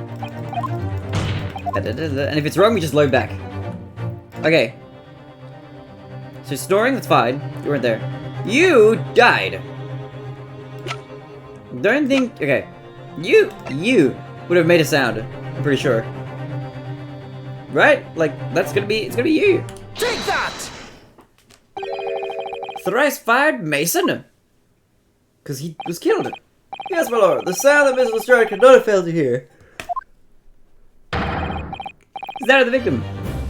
Mr. Mason boarding the omnibus. I didn't even think of that. Okay. True. Him getting on. Oh, no. Explain your reasoning, counsel. Mr. Lestrade, allow me to confirm something. You claimed earlier that you were the first person on board the omnibus. Is that correct? Yeah, of course I was. I got on while the driver was in the pub, didn't I? And the next person aboard the omnibus was Mr. McGilded. That it was. Not a soul was in the cabin when I climbed aboard. At least not in plain sight. So you were, to all intents and purposes, alone in the enclosed cabin of the omnibus at that time. Did I not say as much? I wasn't traveling with anyone else, if that's what you mean. Yeah, I saw him get on, remember? Through the crack under the seat cushion. He was on his own for sure. And from what we've heard, the carriage made a number of stops after that on its onward journey. During which time, did you not hear the door opening or closing at all? Nah, I never heard it. That's exactly what I was listening for, weren't it? Waiting for this swell to leave. In which case, when and how did the victim end up in the carriage? Oh! We know that the victim collapsed inside the enclosed cabin of the omnibus. Therefore, Mr. Lestrade's statement about what she did or did not hear is at odds with the facts. Oh. That's kind of sus. Yes, this petty thief's statement was clearly flawed. Lord Van Zeeks? Yes. He knew. He knew all too well that there was an inconsistency in Miss Lestrade's statement. It would seem words of thanks are in order for my learned friend. What are you talking about? You have demonstrated matters impeccably. This witness and her colorful statements are entirely unreliable. Her words are conveniently untruths, nothing more. Are convenient untruths. He's dead right. How could the victim possibly not have boarded the omnibus? That makes no sense whatsoever. And this girl is a pickpocket. Let's not forget that. Everybody here is Irish now. Uh-oh.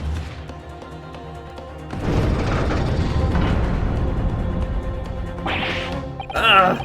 She didn't even say anything. I didn't want to judge the dear little mite just because she has some rather naughty ways.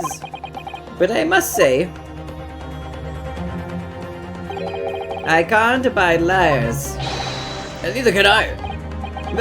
Mr. Foreman, I didn't want to judge the girl just because she has some less than salubrious ways. But I must say, I cannot abide liars.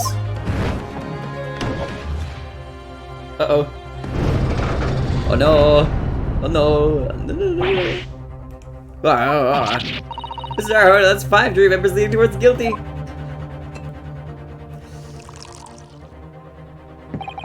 Well, your consideration for others is refreshing. My deputy's friend. To the considerable troubles you have spared me.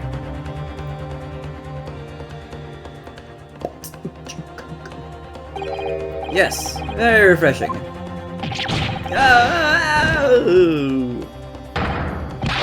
What are you playing at? Have you forgotten who you're working for, you useless Eastern Abadan? This is carnage, it's perfect. Why are you licking your knife, sir? Stop! In a courtroom. Jury number 2 is the only one left. Mr. Naruhodo, the way this is going, I know. If we can't find some new way to convince everyone of Mr. Gilden's innocence, Mr. McGilden's innocence, the judge will rule and we'll have lost. Which is not what we want. I very much wanted to believe the words of one of London's most respected gentlemen. But, those of us in service know you must accept hard truths. Hold it! Hold it! Wait.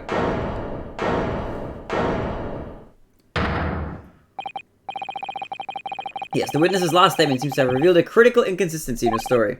However, if we consider the possibility that her statement is in fact the truth, it may shed an entirely new light on this whole case. What are you saying? Counsel? I'm sorry, sir. Whatever do you mean? Counsel, I will not tolerate you attempting to prorogue my adjudication. Explain yourself at once. When the accused boarded the omnibus on the night in question, the victim was nowhere to be seen. Subsequently, the carriage door was not heard opening a single time, as testified by the witness in the stand. And yet, the victim's body was found inside the carriage. If this petty thief's words are to be believed, how do you explain the victim's miraculous appearance inside the cabin of the omnibus?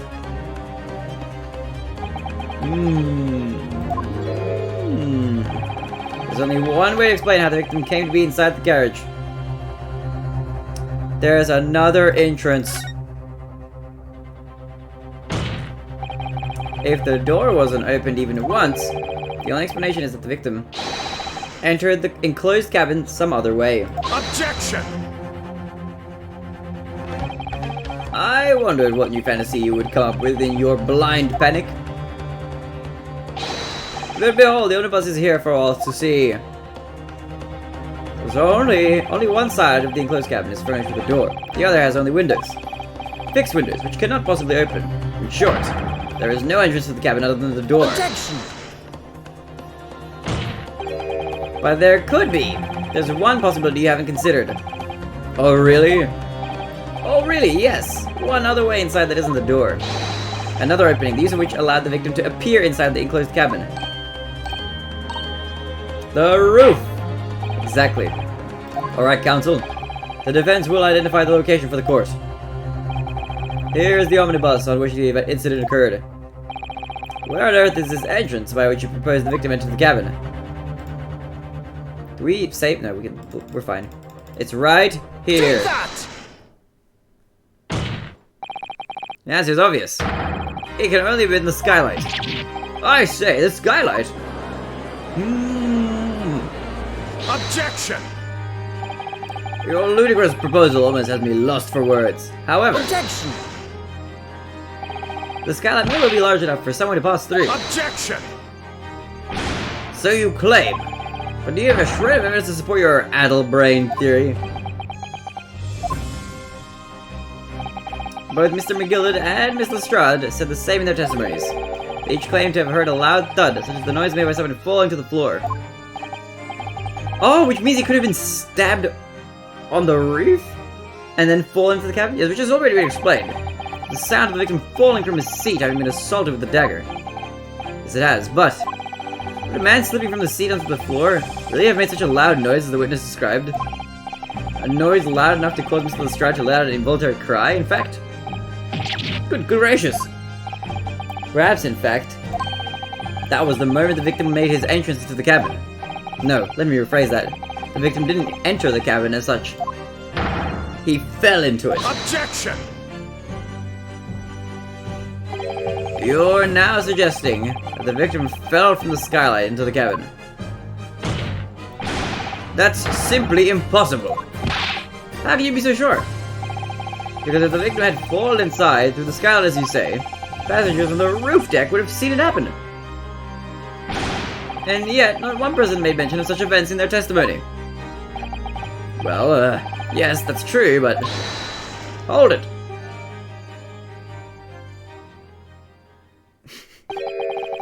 Might I, humble fella, make a wee comment here? Mr. McGilded. To be sure, now, the two fellows who were sat on the roof that testified afore said nothing of the victim falling through the skylight. But it seems to me, my lord, that 'tis not so much a case of them not saying, but... aye. 'Tis a case of them being unable to say. What? I think perhaps the two fellas do be having something of a compelling reason not to mention what happened. Would you not agree? Fine ladies, gentlemen of the jury. Oh my goodness, surely not. Those two chaps on the roof. You mean the ones who stuck that knife in the man were... Ah! Pause, champ? Hold it. Just what exactly are you insinuating here, you blitherer? You rotter, he said, you rotter! What are you insinuating? What are you doing? This is a flaming outrage. I've got a good mind to give you a blinker in a minute. He'll give you a shiner in a minute, he said, and so will I. My fair play, Mr. Fairplay. You're effectively accusing me, a city gentleman, a well-respected banker. And me, a very angry hatter. Suggesting that someone like me could have stabbed that man in the guts. It's a disgrace. It's scandalous. It's... I protest. Protest in the strongest possible terms. That's right, I protest too. How about you, you rotten scoundrel? Why is everybody Irish? Same thing to be sure. Order! This is not the time, witnesses. I will not permit this wanton invasion of the stand. Return to the anteroom at once. But this is beyond reason, my lord. It's so outrageous. It's very hurtful, you know. My lord, if I may comment. Go ahead, Lord Van Zeeks. It was the defense that incited this outburst from the witness. My learned friend has seen fit to abandon all protocol and accuse the witnesses without proof. Accuse? I never intended to. It seems, young Japanese, that your command of the English tongue is wanting. You propose to this court that the victim fell through the skylight from the roof deck of the omnibus. That hypothesis cannot possibly stand without the rooftop passengers being aware of the events. You have branded these gentlemen liars. You have intimated their criminal guilt. That's what this Van Zeeks guy is saying here. In our British courts of law, that is what's termed a baseless accusation. I know it was rash to put this idea forward without any actual evidence, but maybe we should save here just in case. Save.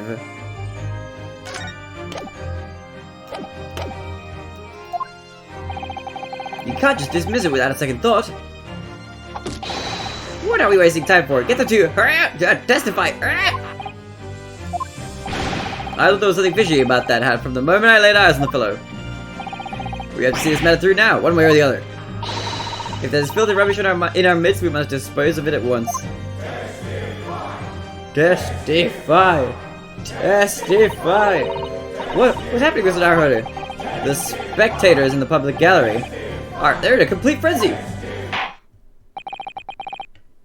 Mr. Fairplay, Mr. Fairplay, and Mr. First.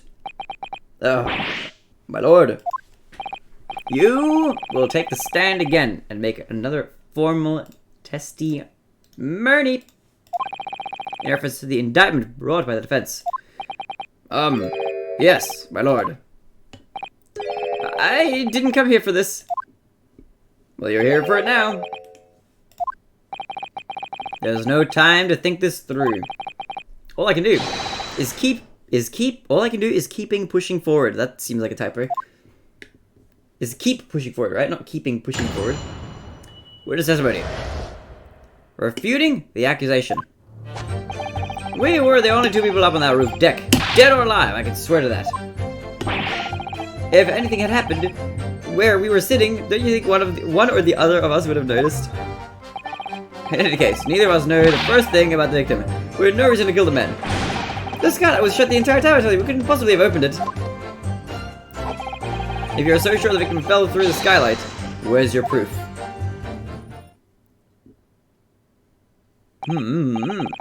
I must say that, on listening to this testimony, it's somewhat hard to imagine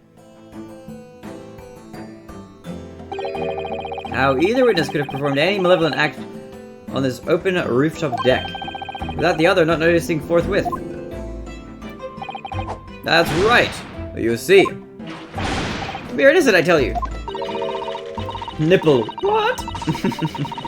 Although logically, of course, the argument falls down if the two of you were in collusion with one another. What? Huh. According to investigations by Scotland Yard, the two witnesses showed no common dealings. Well, I don't trust coppers any more than I trust the stinking rich. Something doesn't feel right here. The trial is going in our favor, really. So why do I feel so uneasy? Counsel for the defense, over to you. Your cross-examination, please. Oh, yes, my lord. Alright, right before cross-examination, I'm gonna pee again. I need to pee. I'll be right back. And then we're gonna cross-examine these two sneaky hatters. Well, one's a hatter, one's a banker, but I'll be right back.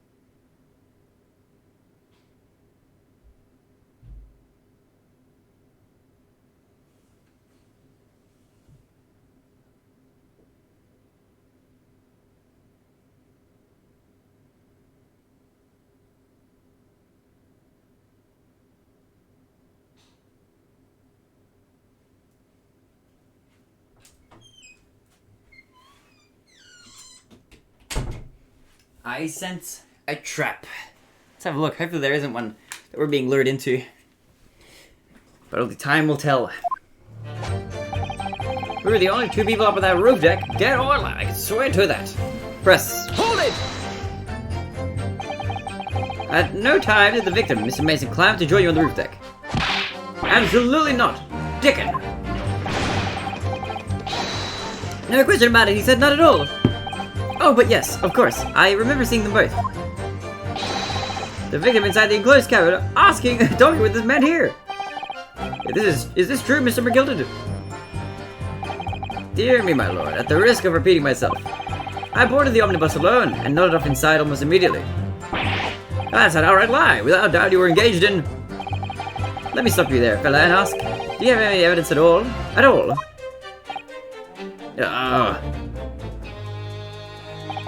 Tis all about evidence in the courts these days, so it is. You do well to remember that. I saw you with my very own eyes. This is going so well. You guys are super sus. If anything had happened where we were sitting, don't you think one or the other would have noticed? Well, Hold it!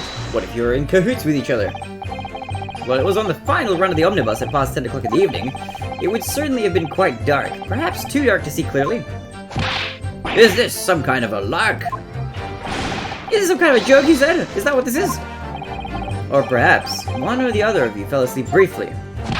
Are you fair dinkum, sir? Are you serious, sir? That's what he said. It's impossible, I tell you. I'd give you the keys to the vault if you could fall asleep in that bitter cold. And if you could manage it, and if you did manage it, your eyelids would freeze shut and you'd never open them again. That's extreme. Come on, guys, if I can know him, makes me so fucking arrogant. The galloping guy, I hate him too. I don't know why. There's just something about him. His face is annoying. He's extreme, I tell you. And we had to put up with it because this man had locked the door. Hope I can stand still. And each agent would have unlocked it and let me in when I knocked. I've been dreadfully sorry about that, young fella.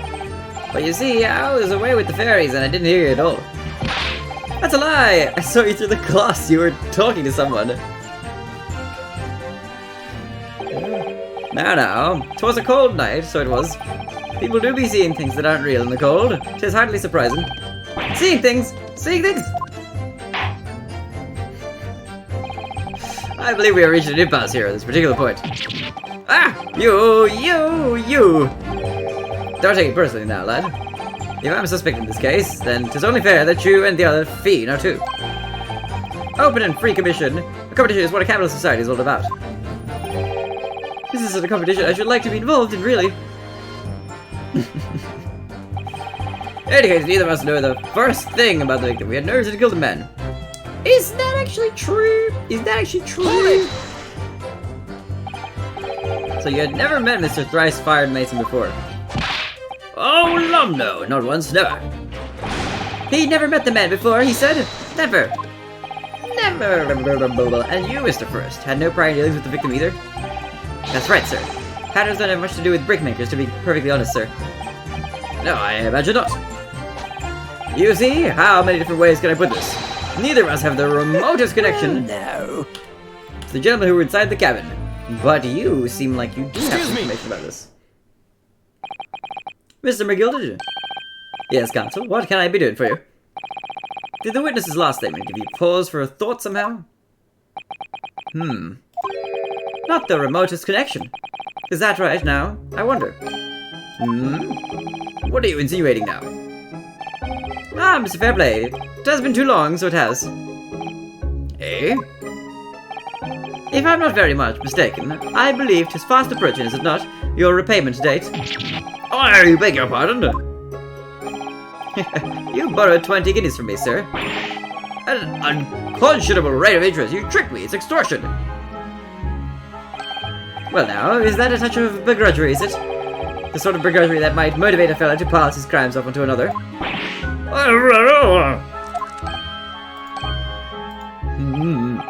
And, young Mr. First. Me, sir? What do you want with me, sir? You do be making hats for a living, do you not? That there top hat sliding on your head. Is that one of your own creations, is it? Oh, well, I'm still just an apprentice, you understand. I'm learning to find the perfect fit for whatever fine gent walks through the door. The perfect fit, is it? Well, it is a very distinctive design, so it is. Many customers like it, I tell you. They like a distinctive touch. Customers. Such as Thrice Fired Mason? Oh! There was a photographic print of the victim submitted as evidence before, my lord. This you mean? He does have a weird hat. Can't help thinking that the poor fellow's hat looks distinctly familiar, wouldn't you say?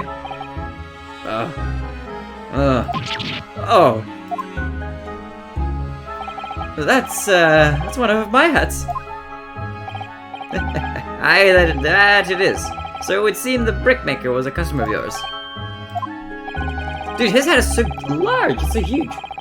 The sort of customer I'd wager you could have a good weak quarrel with over the distinctiveness of the goods. Oh, no sir, absolutely not, sir. Well, there's really nothing more to add. It wouldn't be right to say that the two fellas here haven't the remotest connection to the victim, you see. I rest my case. You little weasel! He's better at this than I am. Gosh, Mr. McGillen has certainly become he's been thorough in his research, hasn't he? Please, don't let me, little interruption, hold up the proceedings. Achievement unlocked, Hat Hunter. 202 cover rounds for that class. Oh, let's go! Skylar was shut the entire time until we couldn't possibly have opened it. That is just straight up wrong. Ready to intend? Nice. Are you quite certain about that? Scarlet was shut the entire time. I'm going to lose my block with you in a minute. He's going to lose his rag with you in a minute. That's what he said. Take a look for yourself. Go on. You'll see, it's shut fast now, just like it was on the night, but you can just open it. So it is, of course. A fellow the size of Mr. Mason could likely break right through it and still don't know. What? Just looking at the size of that thing, you understand it. I don't know, you hold the other minister out of the size of the ting means nothing. So, let's consider the big picture here, shall we? Let's stop biting arcane, shall we? I was riding the omnibus on another occasion when, well, I broke wind loudly. I shocked myself with it as it happens. Okay, thanks for letting us know. This is an unexpected confession, Mr. First. Oh, I just meant to say, well, the point is I tried to open the skylight, you see. But, just my luck.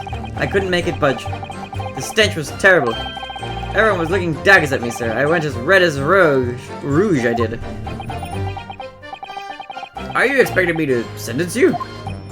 Oh, no, sir. The point is, skylight can't be opened. I tried it, and when I was inside that cabin... That ain't... It can be opened, I think. Excuse me! Judge, sir, I passed wind, sir. Do you have something to say about that, Miss Lestrade? Does she? Miss Lestrade. It opens. The skylight. That is what we're talking about, right?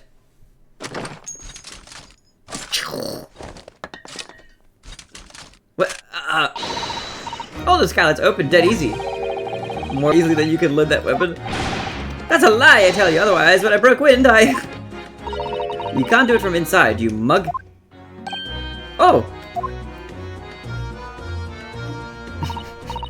Look, a few weeks ago, I was up on the roof deck of one of them drags. And I had a great hole. I mean, I had purses coming at my ears. Mr. Strong, this is not the forum to be eulogizing on the subject of your criminal activities. Well, anyway, I had a bit of a scare. When I lifted the last bloke's purse, he got wise to me. All four of them surrounded me, so I couldn't up the bus. I couldn't up off the bus and leg it. So what I did was, I used the skylight. I opened the catch and jumped right through. What? Yeah, the catch for them skylights is on the top side. That's why you can't open them from the cabin. The skylight opens from the roof deck? Bailiff! Climb onto the roof of the omnibus at once and verify this witness's claims.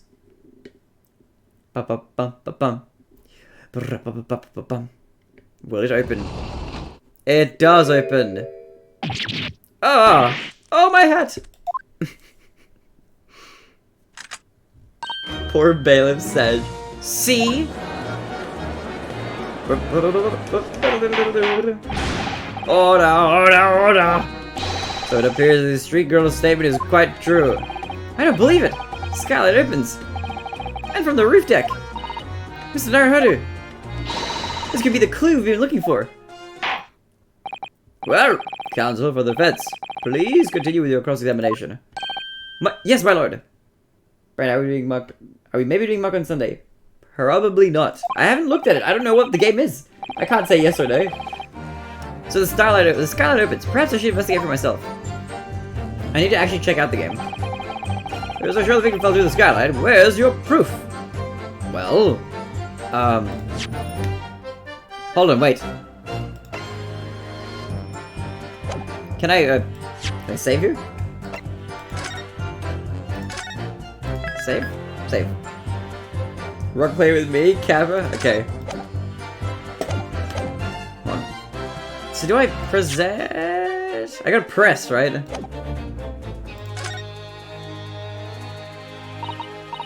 Wait, did I miss click? Couldn't say. I mean, I don't really know anything about them, do I? Although, by the same token, I don't really know anything about Mr. McGillet either. It's just hard to know what to believe here. I think we should try to remember that it's evidence alone that can truly determine the outcome of a trial. Evidence! No one can argue against decisive evidence, including the members of the jury. So you're saying that what we need now is to find a conclusive piece of evidence. Yes, Mr. Naruhodo, precisely. Okay, I meant to press, but I clicked away. No,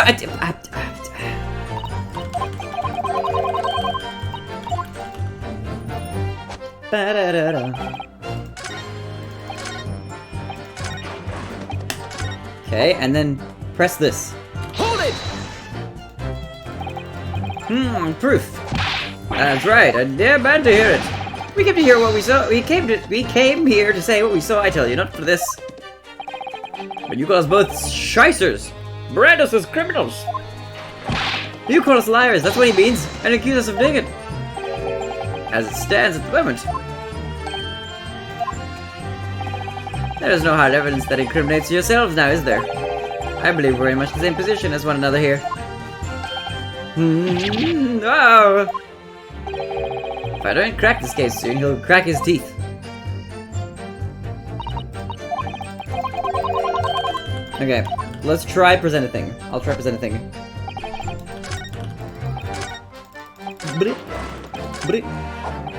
Okay. There's no proof. Where is your proof? Could it be? Is there any proof in the photo? Can we examine this? Is there anything to say that he could have fallen from the skylight? I mean, it looks kind of okay. He doesn't look like he's been, like, clearly bruised or anything. Look at his face. Look at his little face. Look at his little eye. Look at his eyes. Look at his mustache. Look at his chin. Okay, I don't know. Is it just this? Can I present the... Objection! Oh, you know what I'm gonna do? Okay. Do I have to say fuck? Thank you guys, that will do. What? I don't know. According to the powers vested in me by Her Majesty the Queen, I declare no further examination necessary. Oh my god, my thing is stuck on it. Okay. You know what we might do?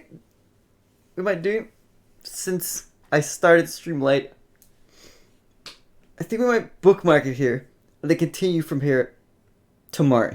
Do you want to hear my guess? No, I don't want to hear your guess. I don't think it's going to be a really good place to bookmark it, but I will have to end roughly now anyway. But we'll be back tomorrow for more stuff. We're going to continue this. We're going to continue from where we are. And we're going to finish this trial. I don't know how long it'll be, but I think next stream, or tomorrow, we will definitely finish it within like the first hour at least. I don't think it'll take more than that. I don't think there's going to be another crazy twist. Damn it, lol. I'm sorry. is a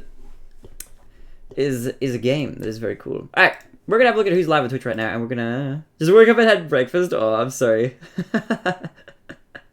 I woke up late for stream, actually. I started the stream way too late. Normally I was meant to start like 2 hours earlier, but as a result, because of everything that I did, I ended up not making it early. Silly again. Aw. There, we shall be here tomorrow again for more Ace Attorney shenanigans. But in the meantime, let's have a look. Who is currently on the stream team streaming? Who we're gonna give some love to? Megami Infi. Let's raid this person. They're playing Grim Dawn. Polyspirants. What is this? Oh, they're not English. Never mind. Let's raid 8-Bit Gamer X instead. They're doing Mike Tyson's Punch Out. Okay, pretty cool. Pretty cool. Alright. If you've got love emotes, if you've got a sub to the channel, use your love, your bar 16 loves, alright? If you don't, use whatever love emotes you have in your possession. I just want to see some hype and love being spammed. And I'll see you all tomorrow for the conclusion of this trial. Hopefully, a lot earlier, as in we will start this trial. I'll aim to start the stream on time, so that if it does go a little bit over time, we'll actually have time to continue the stream, so I don't need to end quite so abruptly. But I'll leave it all there. Lots of love. Thank you for watching. Appreciate you. Stay safe. Ciao for now.